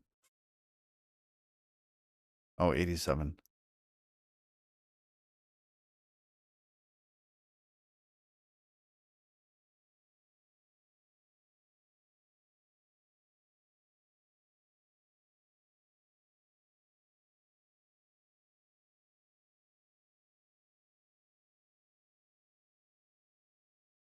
Leave this here for now.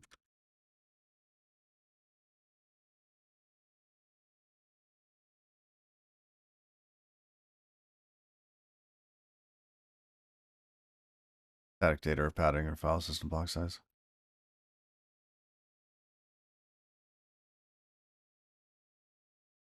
Yeah, very likely.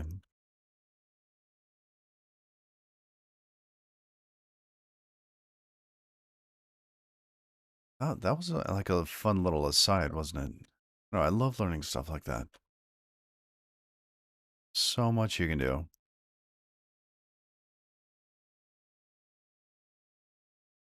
Right, what's going on here? I want to be able to call those new traits that we had set up.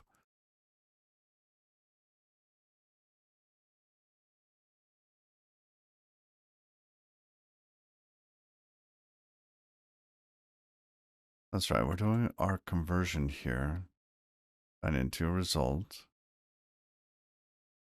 Unwrapper else. And in this case, we're just unwrapping. I wanted to return an error though. So what is the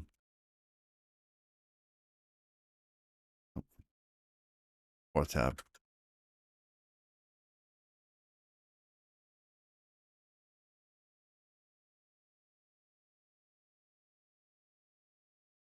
Map error. Okay, or else.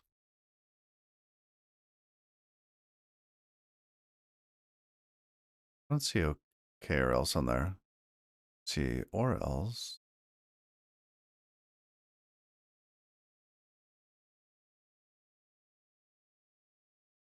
We're cheating in the docs. Search for the result.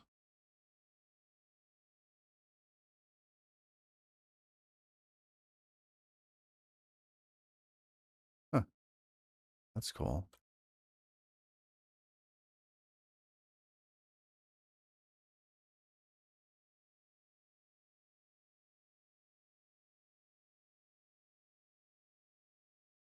Oh, option.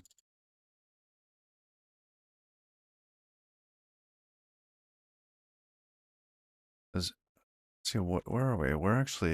We have a result and we're converting to results. So this is more of just a map error, isn't it? It had been the other type. Okay, object entries. Borrow that there.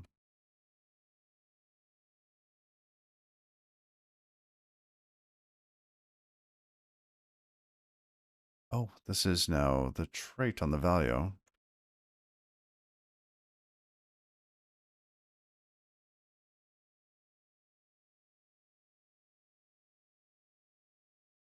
Hmm.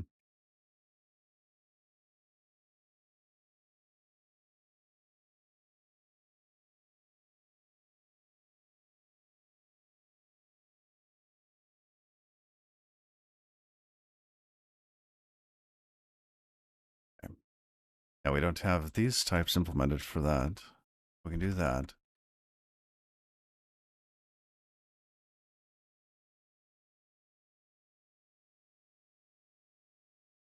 Need to move this out of JS value. This file name doesn't work anymore.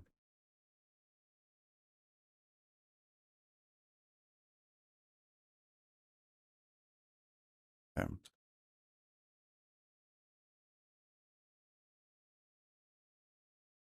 Vector of U8s from an array. How do we do that in JavaScript? Goodness. So we know that we're getting something of type array here.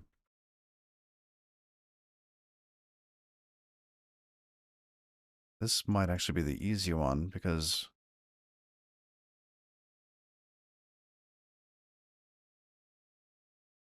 array, we map that and call map the predicate. Oh, but that gives us a JS value, which we don't want. That's really, we get the iterator. Convert these to numbers. Oh,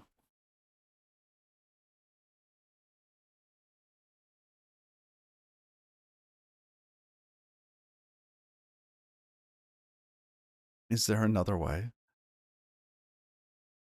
Because the type is rather opaque to us. We just get JS value.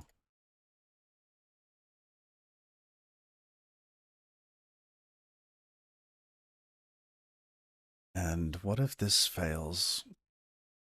Oh, we didn't take care of that. Because this could very well fail. Right, so could the string one, right? So in this case, saying, hey, we want something of this type. If it fails here, this, we need to adjust this.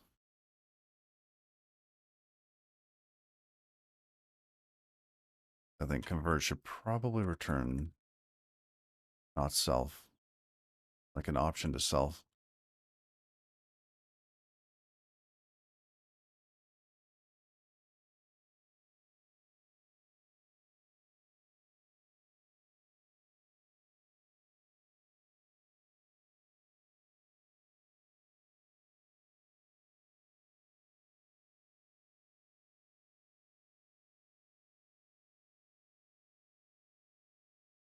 Where do we put that?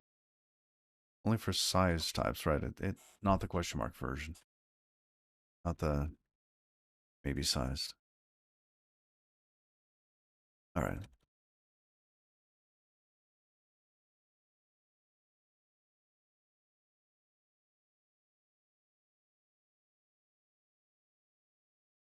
So at this point, we'll take the value iterator here. Now we have an array iterator. Convert these for value. Actually, what are we going to do with this? The value here, we have to convert it into something that can then go into a U8. And if it fails, we bail.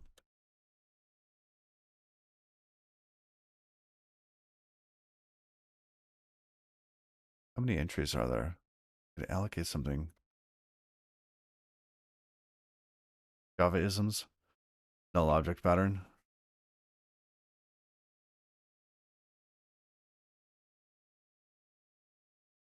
Oh, an empty vect is the null object. Yes, I've seen that too.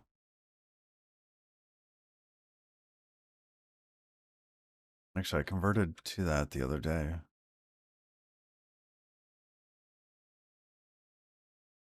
But we have to have this trait has to be consistent across all of them, right? I don't know if we could actually use that there because string doesn't really have an empty pattern. I guess we could. We could return an empty string. But if that fails,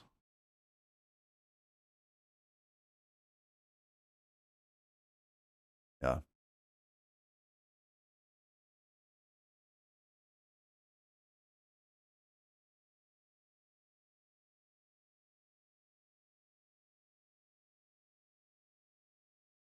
I wonder if it does fail,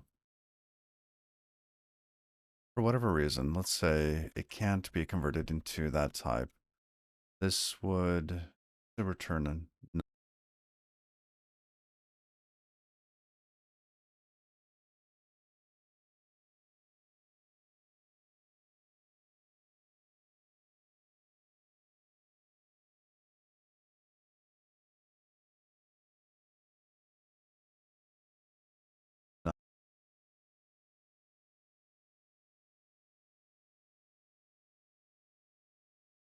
although it'd be nice to know the difference between having received an empty array and it not have been an array. And in this case, we almost want to go to a result here and return the original type, the original self here.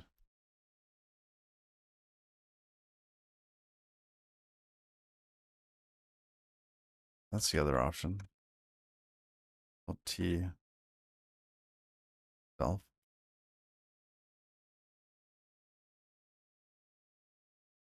How special is empty? Yeah. Interesting. How do we see ourselves using it? We want the API. Actually,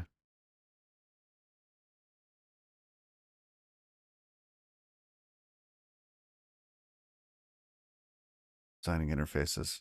We should skip to chapter 4.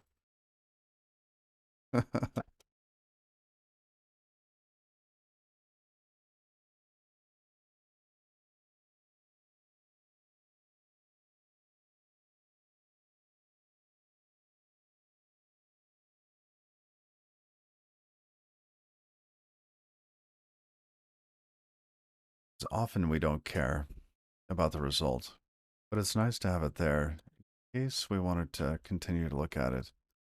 Oh, her, self.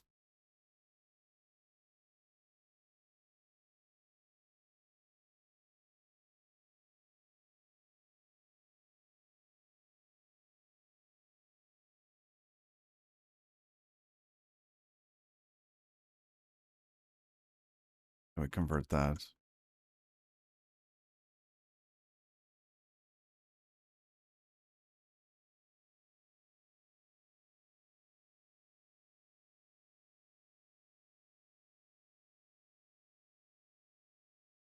Hmm. Or unwrap it.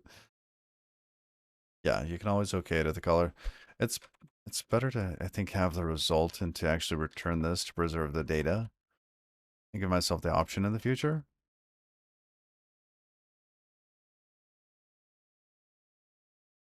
All right, which means that these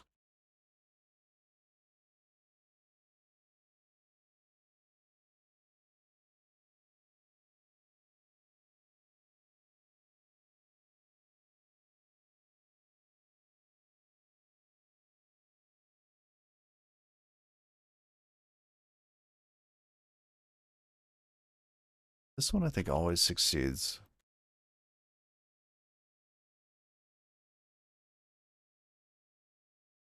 That one never fails, but these could very well.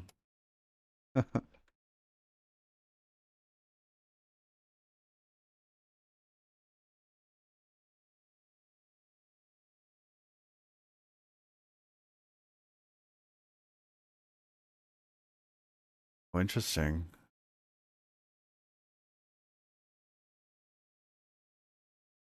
Because yeah, it's not going to be a JS value at that point. We'd have to take it back down to a JS value.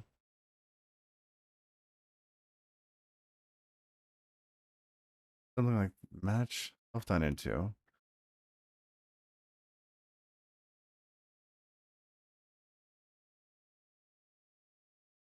How interesting.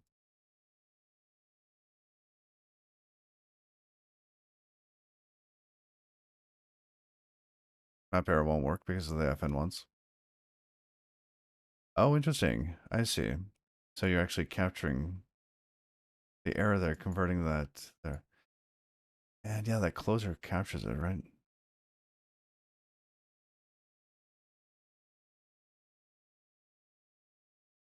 It doesn't pass back ownership. That's tripped me up a couple times, right? Using a closure and then to find like, oh, I actually needed the original way back when. Yeah.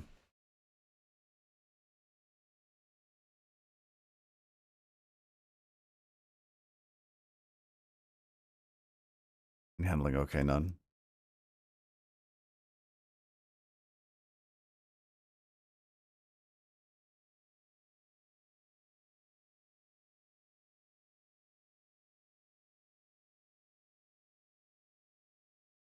No.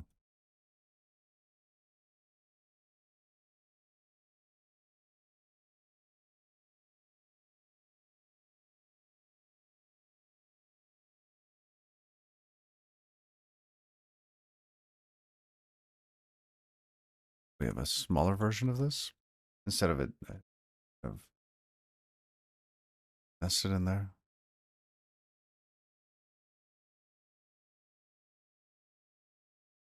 So at this point, we still have self.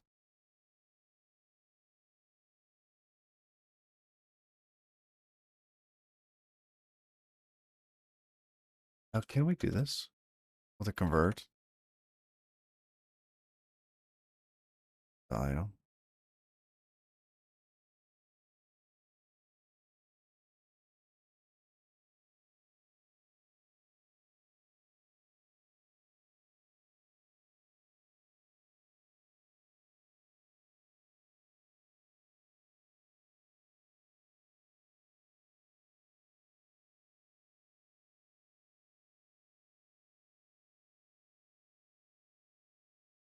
Yeah.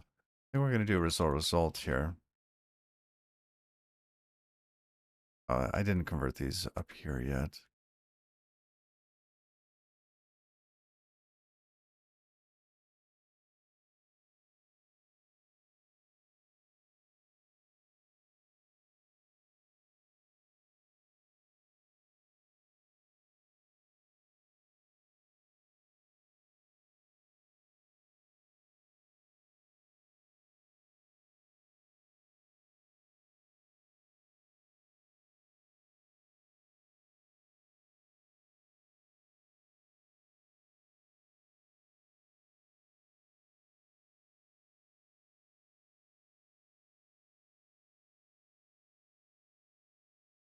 You've always saved the result of a function call to a variable, then match. Since you had the problem of the lock lifetime being the whole match. Oh, interesting. Are you afraid of matching directly?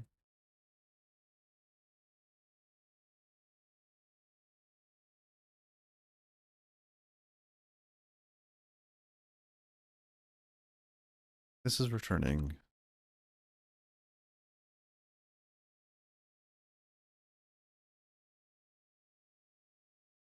Wait, we want that to just pass through, right? Error, we want it to be self. Compatible types. JS value and JS type.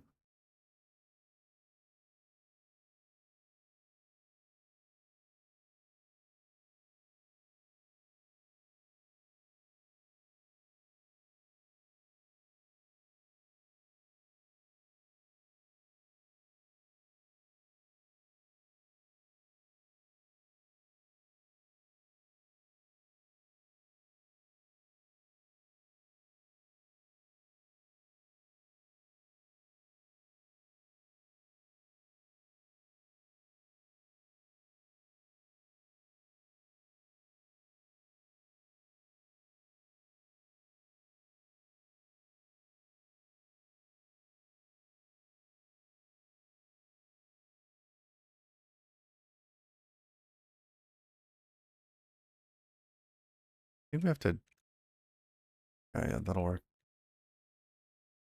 Because the same return type is here, which is why we can use the try operator. Then we have to map it here for the other.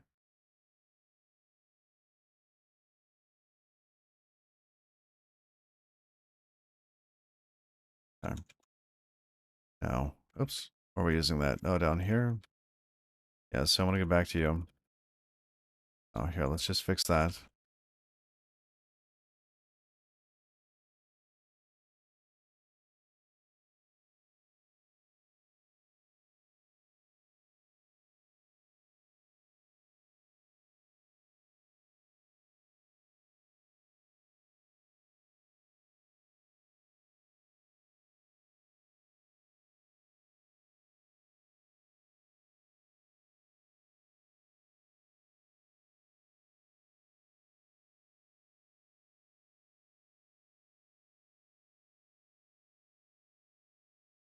No? Type annotations needed. Oh, well, what type are we taking this to? Sure. Oh, is this search getting rid of that?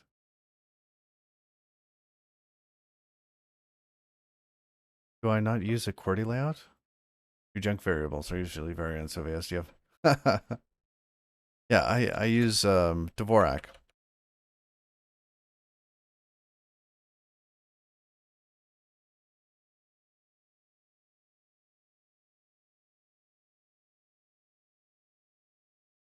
Yeah, let's save this to a local.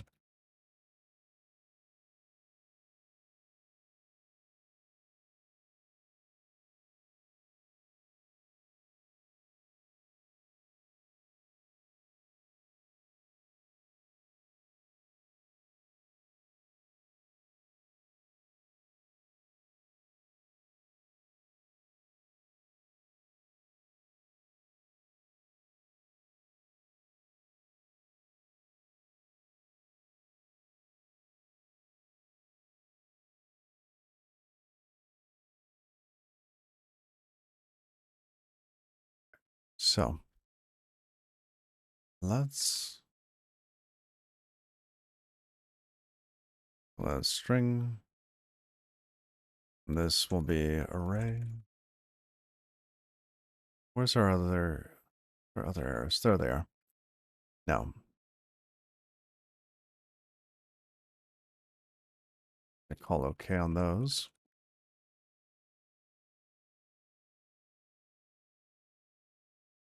Great. We haven't implemented that yet. Or it doesn't know type. No, it does know the type. Like, oh, you're going to vector view 8s. Let's make sure that happens.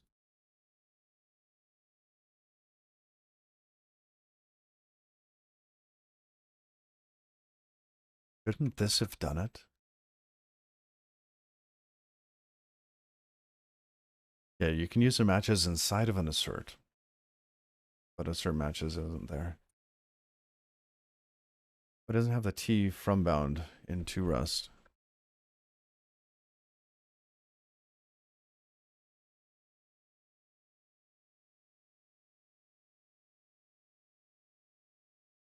Line 28.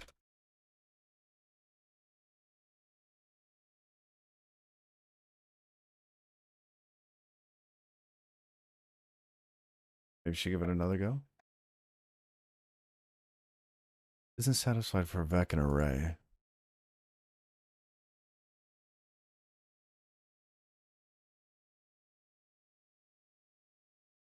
Isn't this one? Yes, this doesn't provide from for. Oh, I see. Ooh, ooh. Yes. Thank you.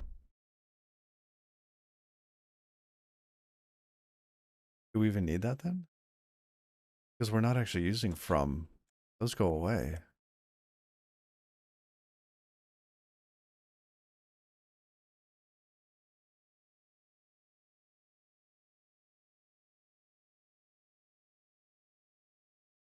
Yeah. There we go. But this one going to the string doesn't exist. Yeah. Big Rick, I actually converted because I was getting numbness in my hands. And I saw my dad go through a carpal tunnel surgery. That was brutal. I'm like, you know what? I'm gonna change my setup. And I ended up converting to this Father's Day gift, little Advantage Kinesis Pro, which has lasted like forever. And switched to Dvorak at the same time. So I don't know which one helped, but I don't get that anymore. It's been good for years.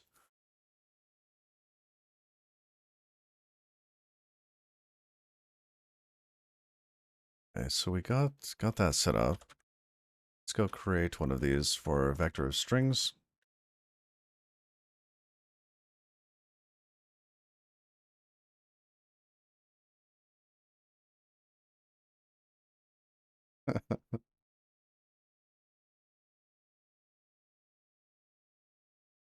Like I picked up a console to a spaceship. Yeah. Man, I love this thing. I love it. It's very comfortable. Um, I actually had a buddy at work that would ride his bike to work, and he would take his keyboard, which was very similar to this. Just I think it might have been nearly identical to this, and it would stick out of his backpack on his bike. It was the craziest thing to watch. Just got yours today. 20 words per minute. Rough start. It takes time. Got to build up that muscle memory. Oh, all right. Yeah, we're in the middle of building out our own serialization. So cool.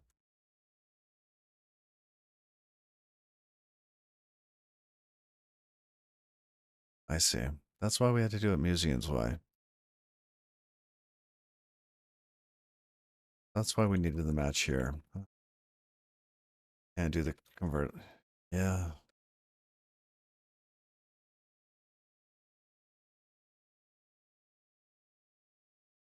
absolutely.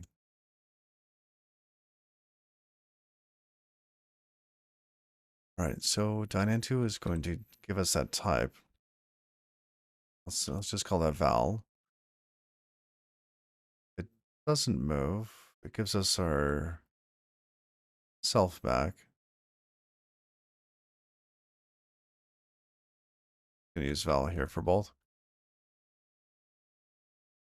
Like that. Now in the OK case, we have to do the convert, right?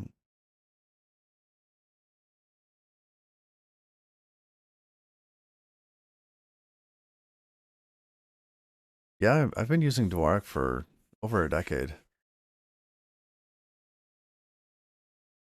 Yes, Dynantu gives us T back on failure. Yes, it does. Which is why I had it set up this way.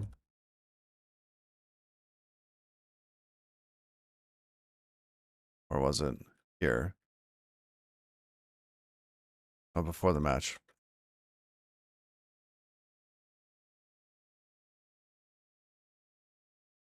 We have value here. I guess it's value we should be returning.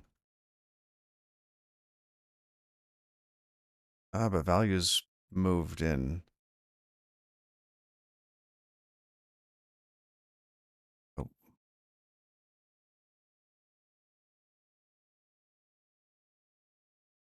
try Dynantu.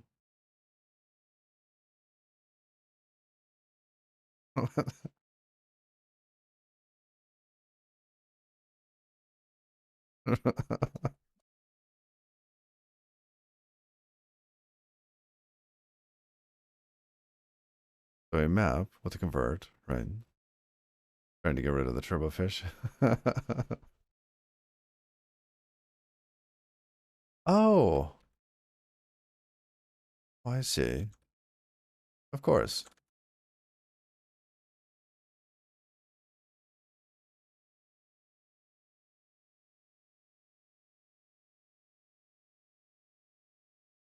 Ah, but if ours fails, we return the type that was passed in, which is now not a JS value, but maybe a JS string or an object, right?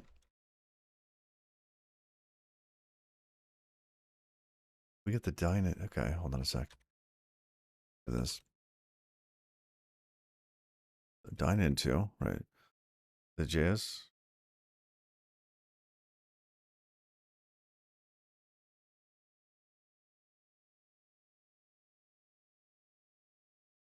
Because our convert doesn't actually return a JS value.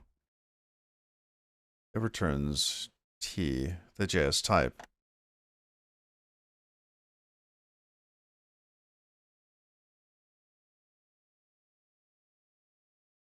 And then on map. What is it? Hardly ever use this. What does it do? In ones. Output is result. Also up. The result is okay. Otherwise returns error. Control flow based on rest values. Mm. Hey, Big Rick. And thank you for the follow.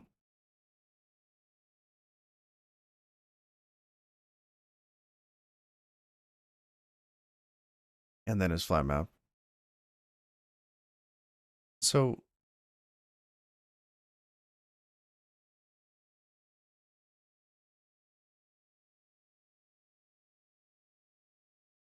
actually, I'm not parsing this. Then once.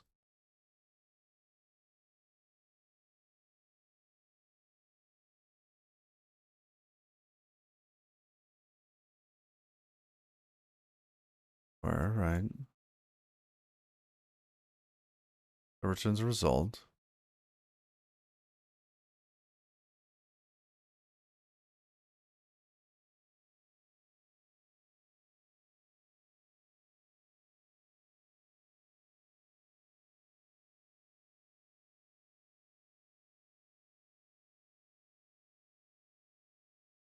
I think,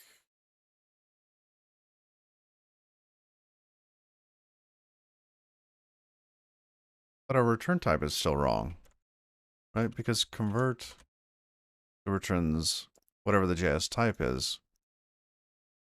And our JS type is either string array and or something else.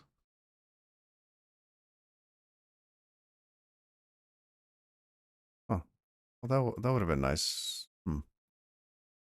Okay.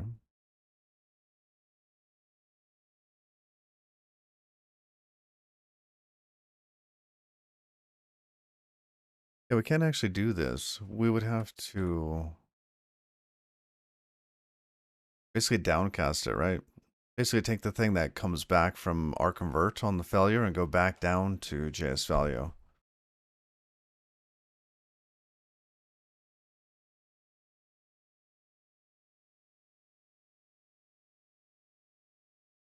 If we did the map convert,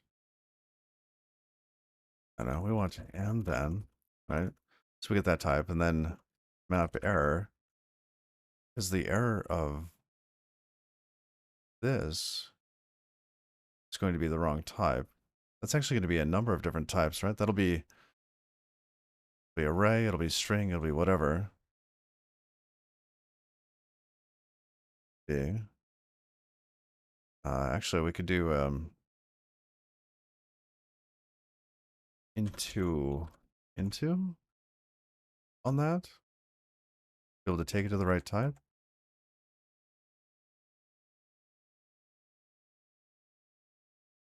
Oh, and here we can't do the map because it's a different error type.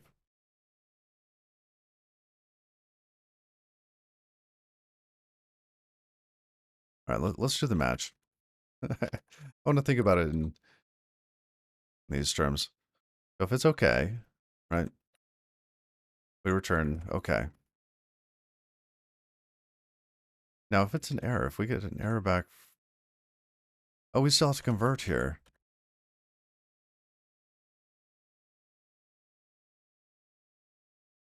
And this map error,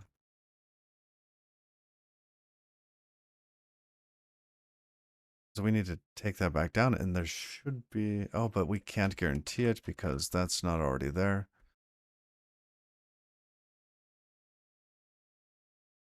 Interesting. So we need another constraint on there to be able to say we could do this.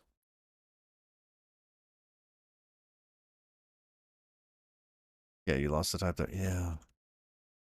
Now an error. Right. That works there. It's really just this section in here. Yeah, we're returning JS type in the up there in the convert. Um,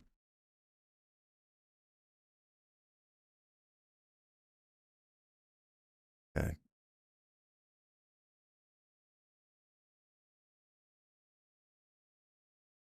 I thought we were going to have another issue where we didn't constrain the type here for from.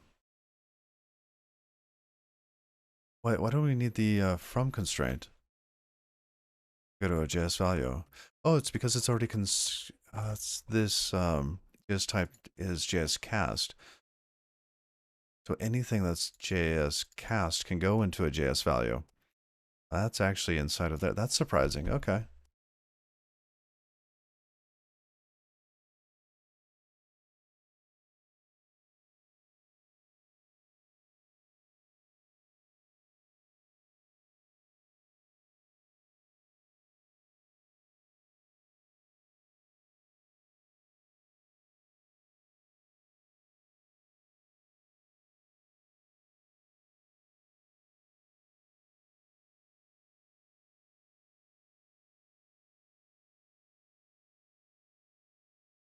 We convert.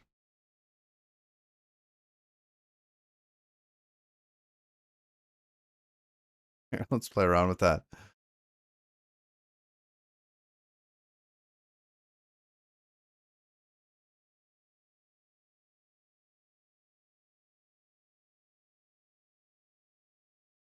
We do that. Okay, error.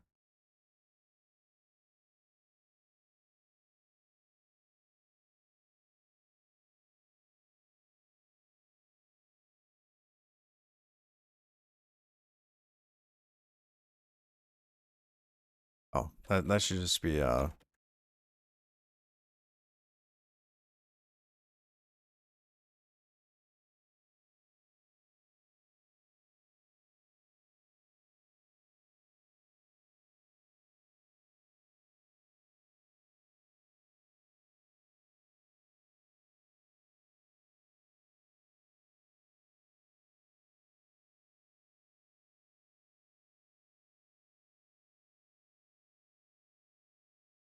JS value from that. That's a weird way to say this.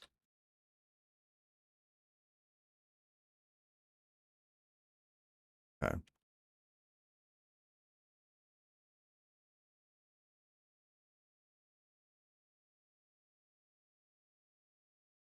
And then it's left to the reader to use a combinator to get rid of the patterns.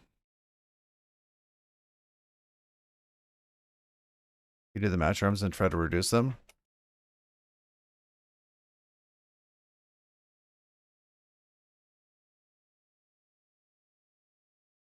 Oh, this should be error.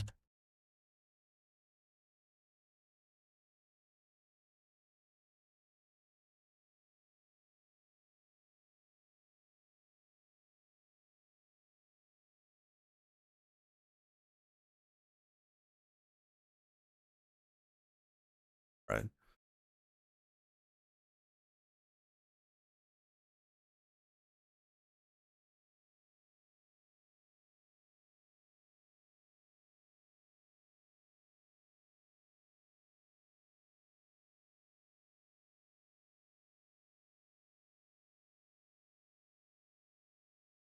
Button.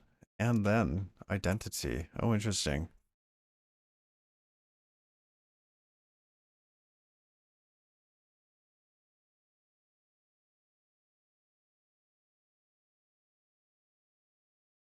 Hmm.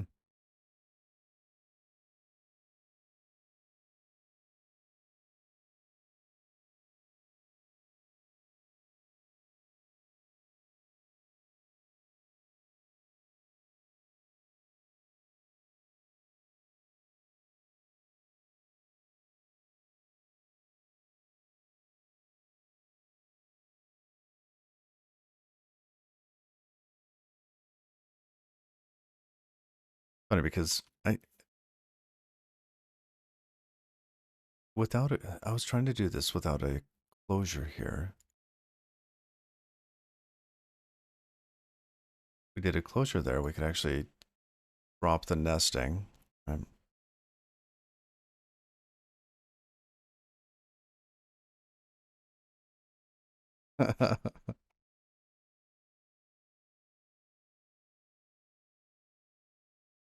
If we did it without a closure, just use the combinators. What's that moderated? Oh, I have it turned all the way up. Like it's ranked all the way up. And then instead of map, and then manual map error.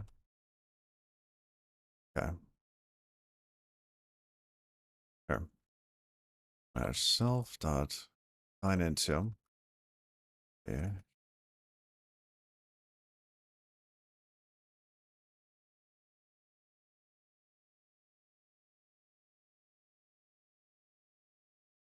And then it's going to be T convert, right? But that changes the result type.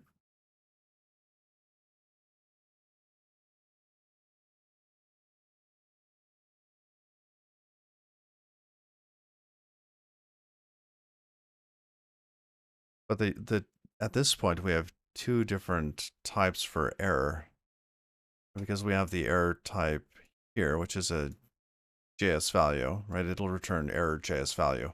And this one will return error self, like the not that one. This one up here, JS type. So those two are different.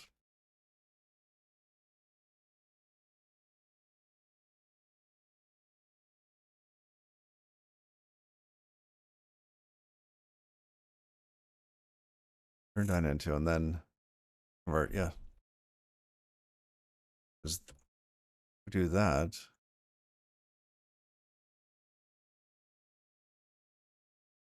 So we could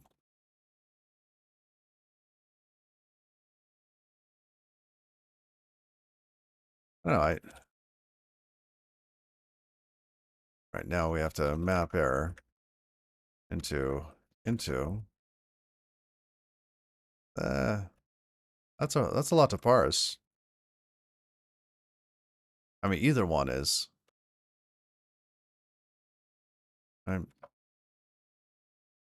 We extracted this out to a local. That might work a little better.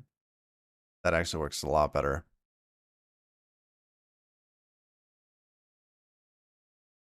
Let's see.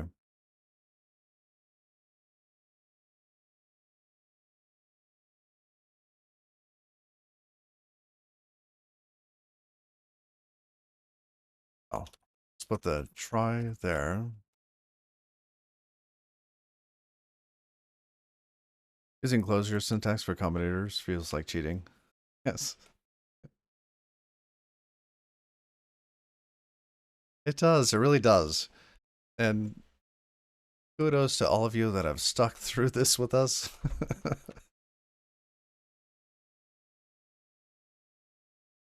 Should be able to convert as a method call instead of a function call. Oh, because it's of type T then.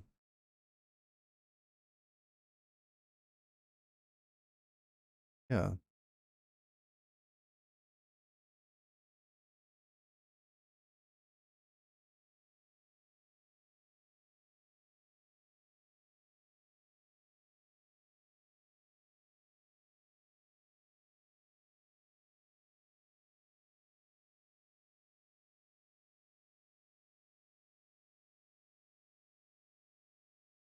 Oh, no, because it would have to be the other way. Or because they're not of this type yet. Oh, so close, so close. This isn't converting it to the Rust type. Convert actually exists on the Rust types, not the JavaScript types. Hey, thank you for the follow.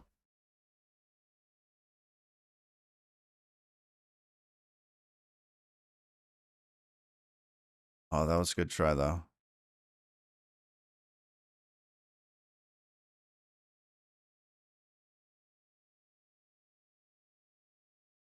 All right. So we have those. How are we going to do this, though? All right.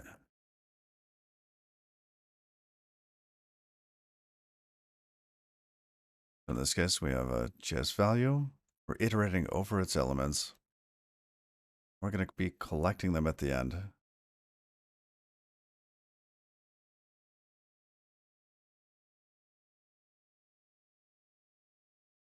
This fails, we have to return value.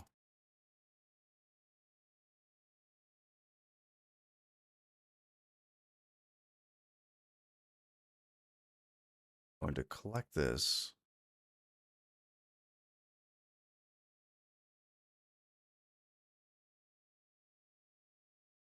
or self.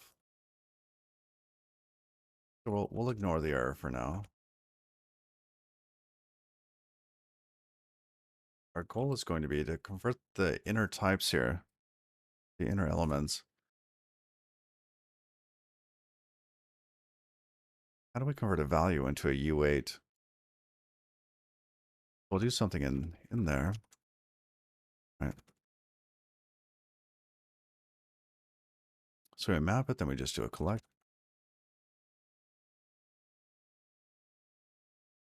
Like so.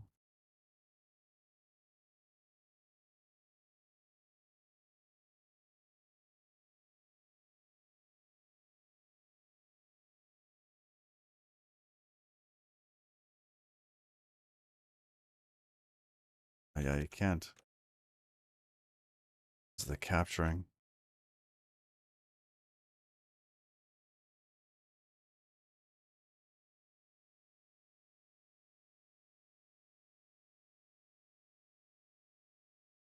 Basically the same thing there again.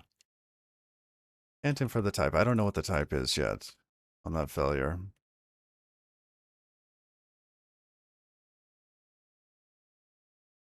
So V here is a JS value.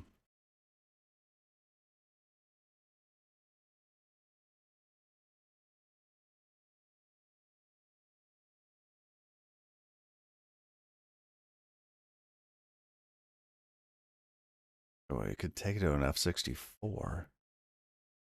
That sounds horrid.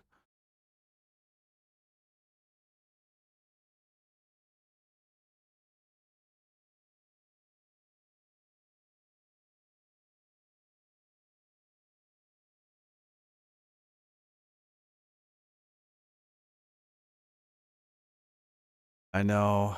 I know. F63s.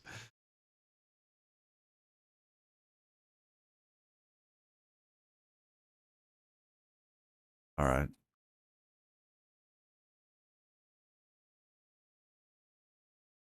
So then it'll either, at that point, will be an F64 or it won't. Then we'll have to take the F64 to a U8.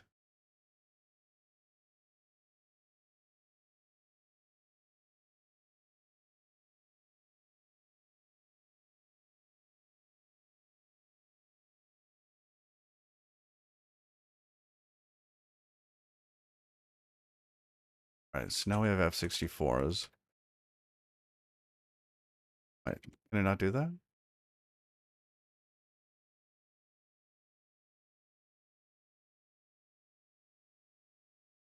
Borrow self. Expected signature. Yeah, it's getting a lifetime. I thought that'd be acceptable.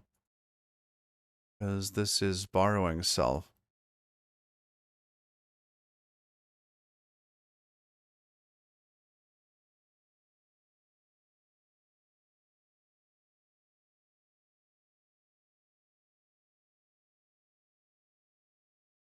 Hmm.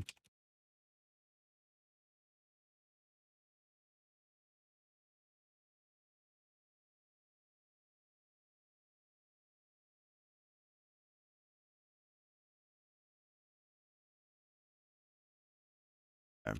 Now we have options.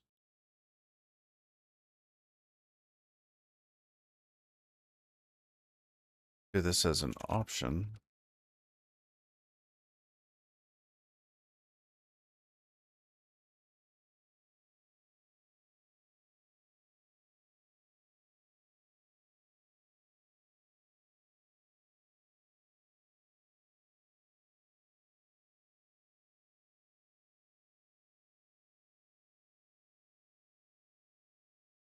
Number. That's going to be our F64.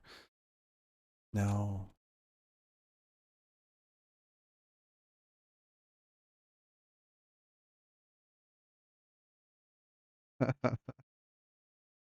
wait from.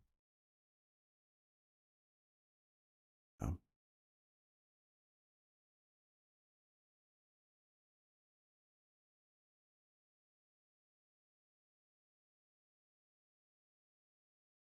I don't know. If it's outside the range, I want to have an error. Where is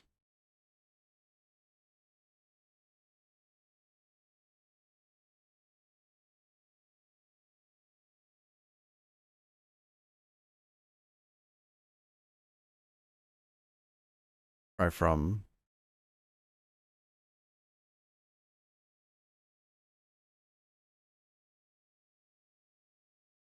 We're gonna have to do this on like a floating point on F64.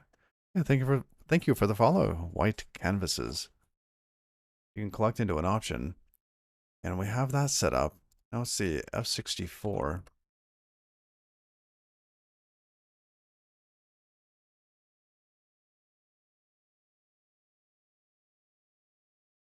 Oh, here, float to int U8.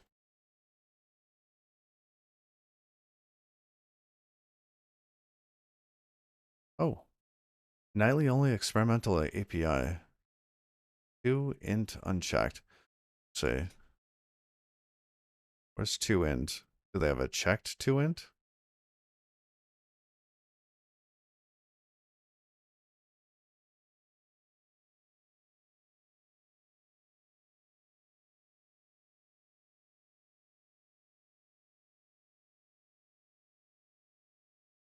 Try into? Oh, yeah, we've got the sim using we've got the options set up so we can collect into the option. We've been using a little try operator there, but at this point we're trying to convert the F64 into a U8 instead of just doing like N as U8, right? If it's outside the range, I want it to fail.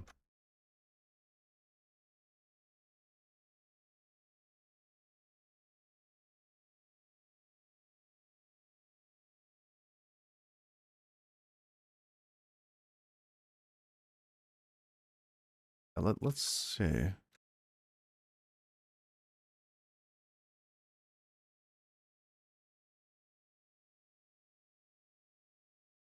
Into. I don't know.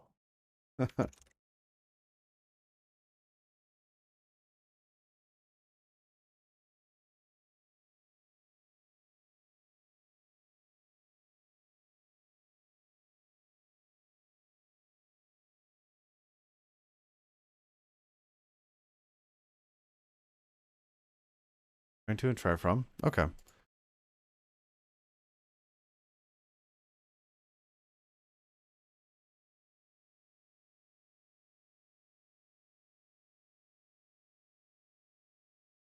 So like so.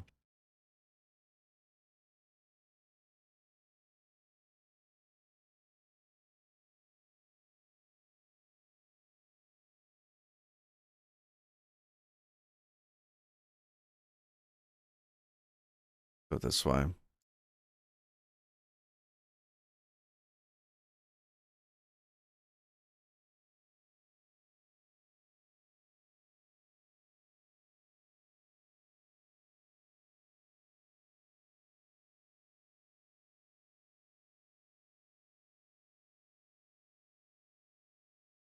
Oh, it takes 0. Generic.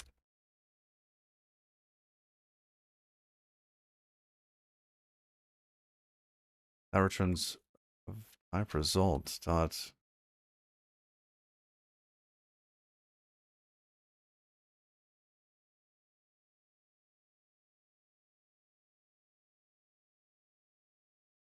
Actually,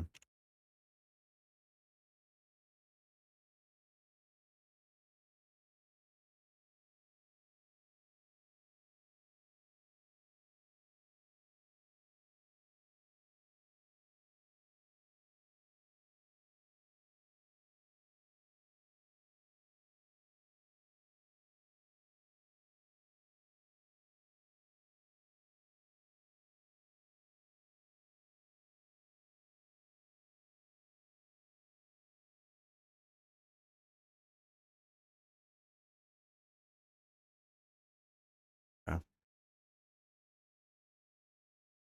You can always just cast the F64 into an I64 and then I64 try into.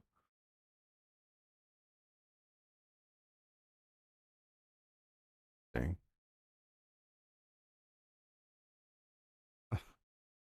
Okay, so this one won't work. Yeah.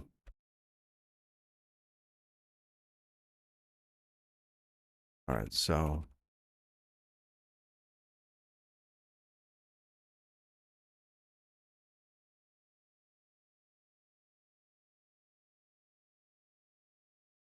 we're an I-64.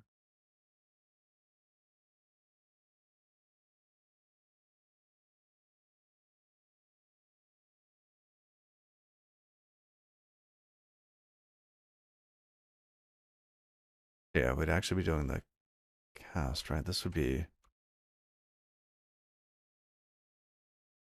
F. So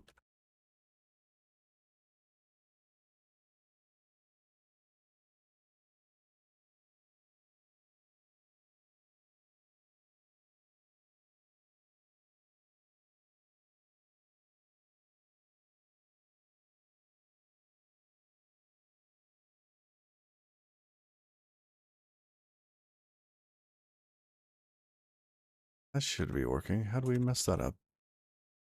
Okay.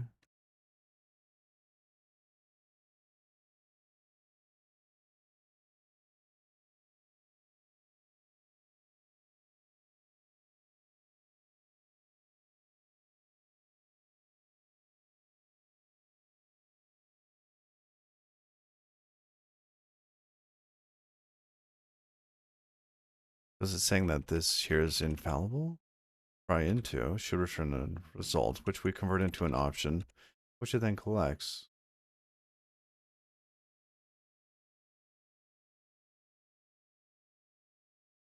And it knows the type there that we're collecting it into with a vector of U8s.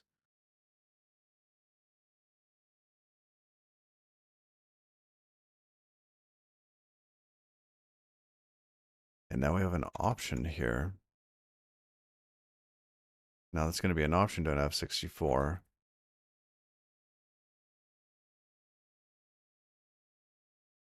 Flatten.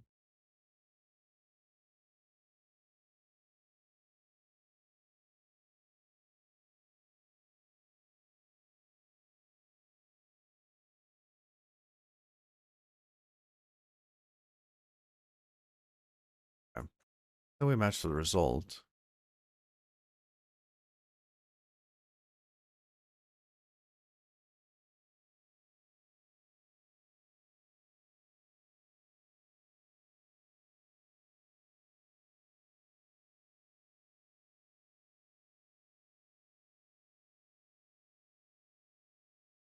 Do we need anything else from there?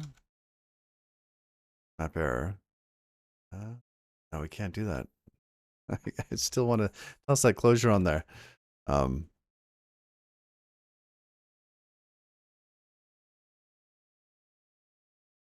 if it's none, we'll return error value. Right. Get a sum.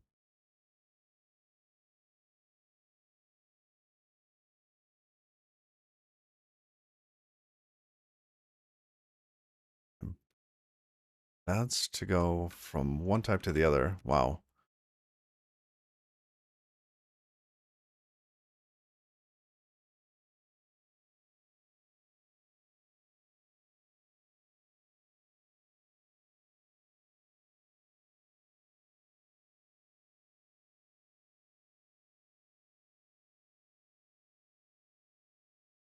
So U16 as U8.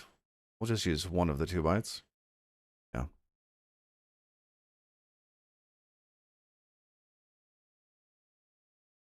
All right, so there's that one. If we wanted to do one for the strings, that's probably a little easier.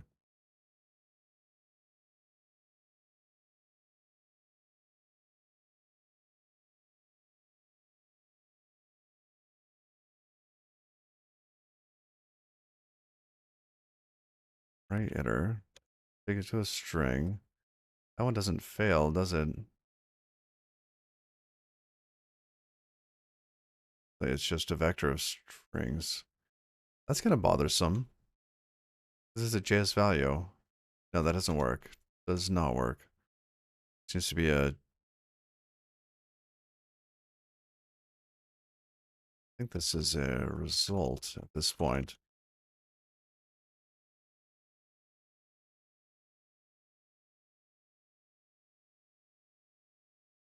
Sign into.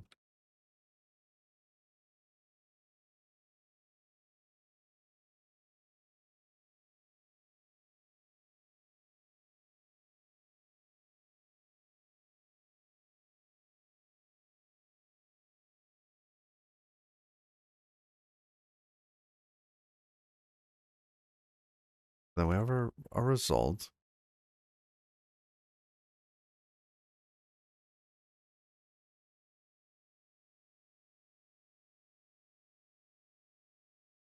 That should be a JS string.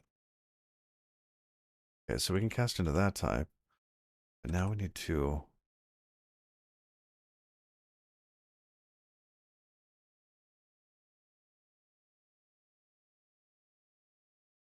and then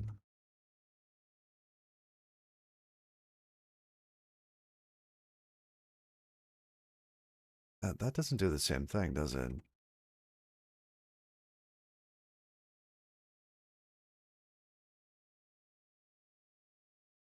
What if we're not returning an error? At this point, iterator is an item of result. That. Now we're trying to do it without the closures again.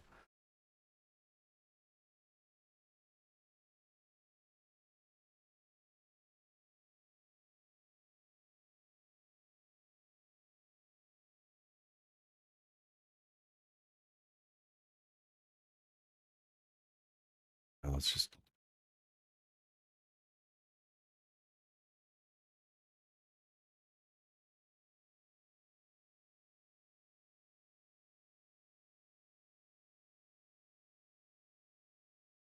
that's basically what we want.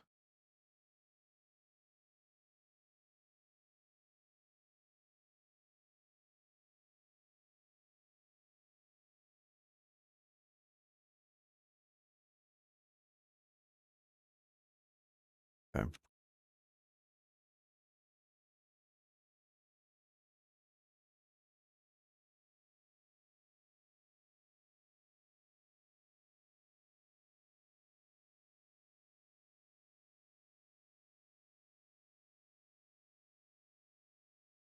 There we go. Now everything compiles. Holy cow.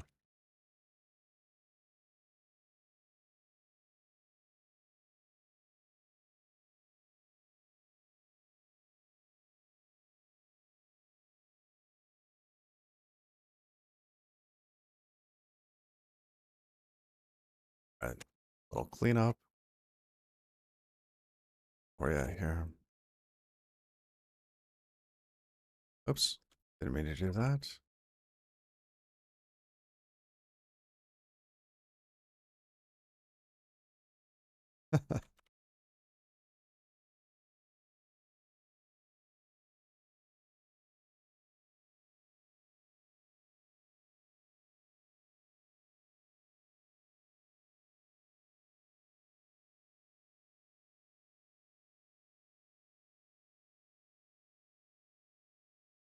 Funny, I don't know what's going on here. I'll have to get back to that. Oh yes, yes. Where we were. So at this point, we're converting this user into this other type, trying to create some reusable functions in the process, or a little do Rust deserialization. And now we have all of those. And we can almost create an object. But we have to unwrap each and every one of these.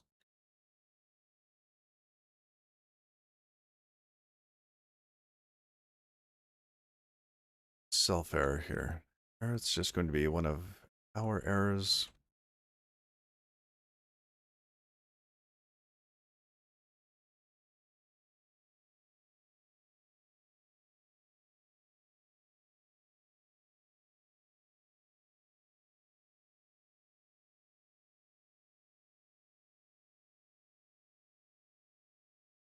Email required for user. A couple of these. Oh, no, we can't do that because we need the options. Unless we just have these as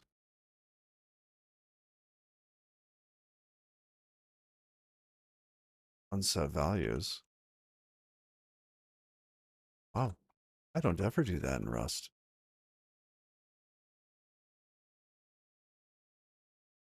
Huh,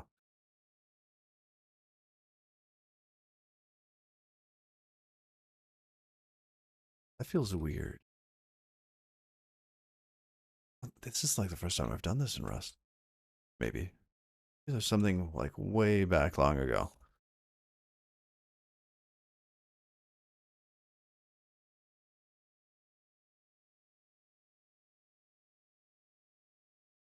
In this case, to Rust returns yourself map error, changes our error type. Oh, one more paren. There we go.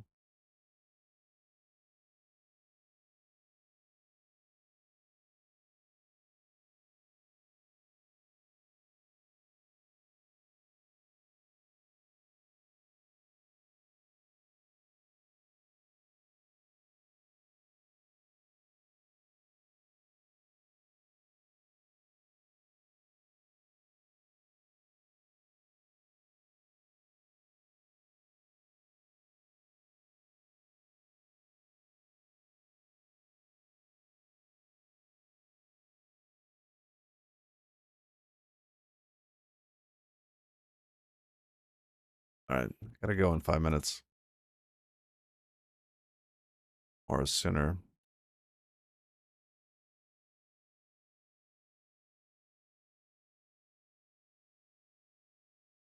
All right. If we have something that is other, we're gonna do something here.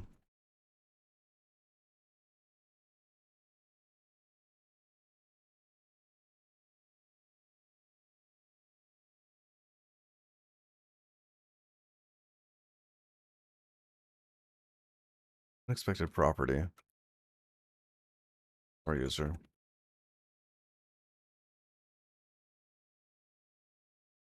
But what is it? What is the property?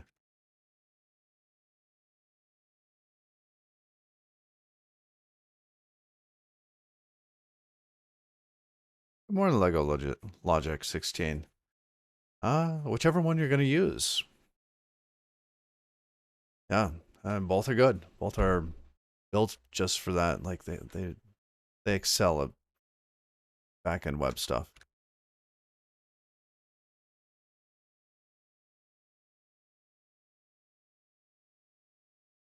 Both at the same time. Yes, absolutely.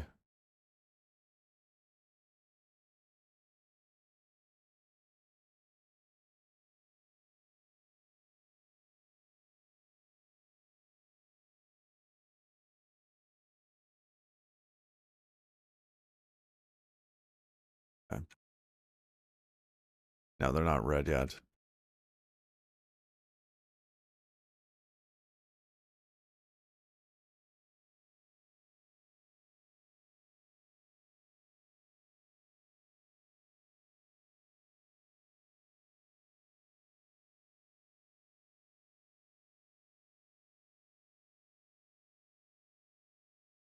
Of course.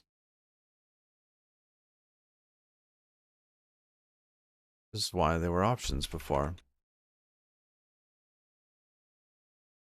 Okay.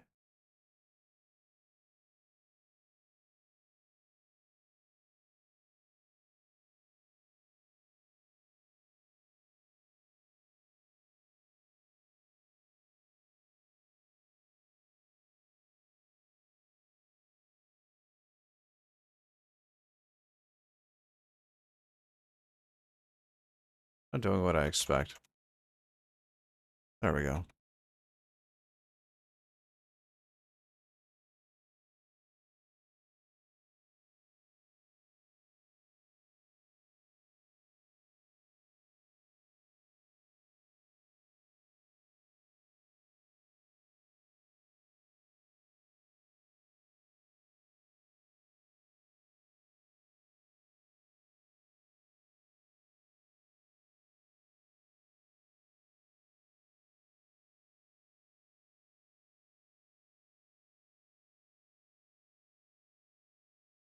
Right. Now at this point,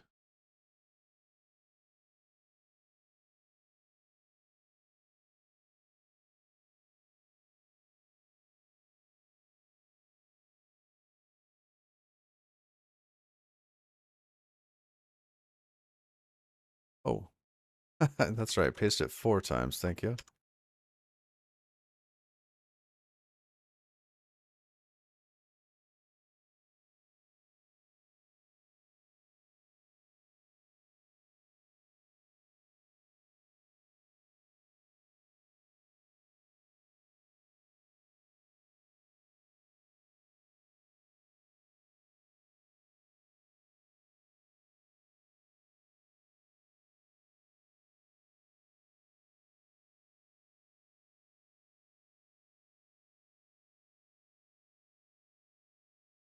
Sir.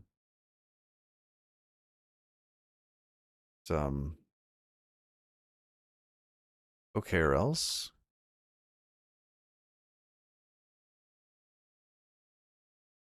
Okay. And in these cases, there is no error.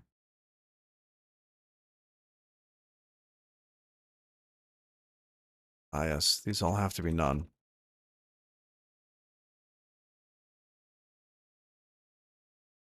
Good reason why I hardly ever do that stuff. Okay, so then we validate.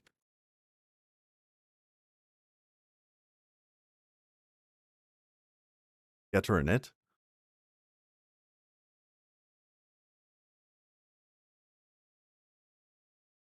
or whatever that method is called. Option. What is that?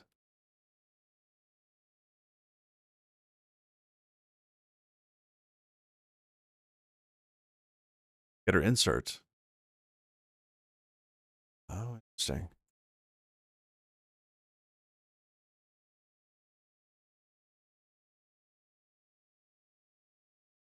If it's none, and then returns a mutable reference, the contained value. Huh.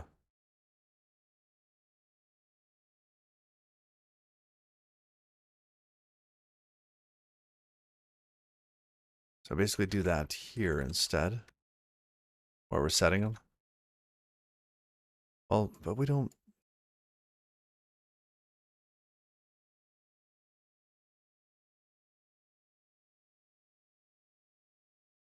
think replace would work instead. All right. It looks like getter insert. Yeah.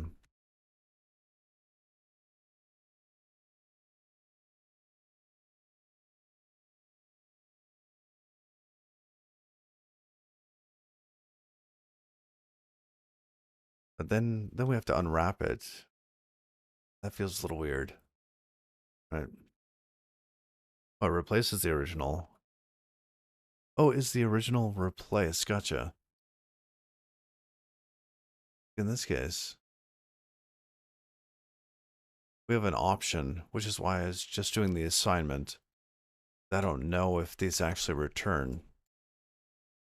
Because they could fail, they could do something else.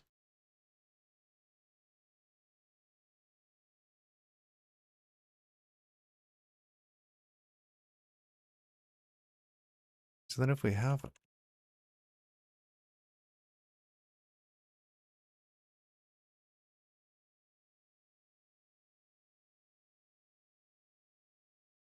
that looks all right. Let's see. Keep track of our build weight. 74, 308. What? Oh, we're not calling that yet.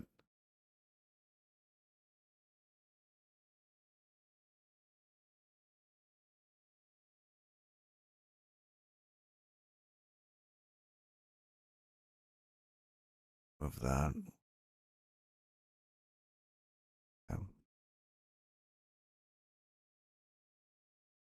See if we can call that. Then I gotta bail. All right, so user Where was I using that? That was in what we're calling a durable object. Getting something back. I don't remember, but I do have to go. Well, thank y'all for hanging out. I'm gonna raid someone. Are you gonna be streaming today, Museum?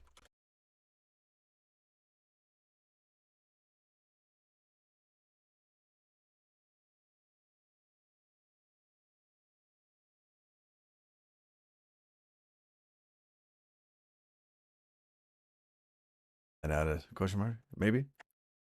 If you are, I look forward to it.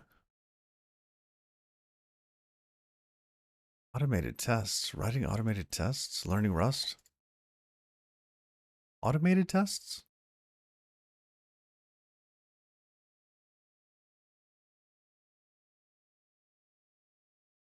Oh, let's read Aisha.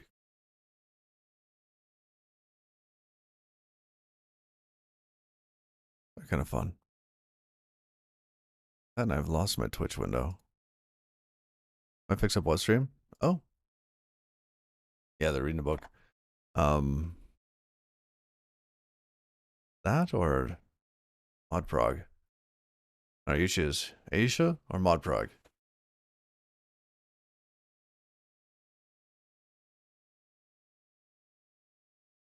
Oh, so we can prompt for a username and password. Oh, nice, nice.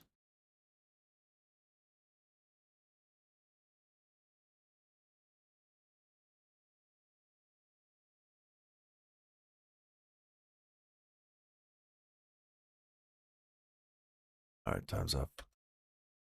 Gonna raid Modprog. There's a new U, right? What? Huh. New to me.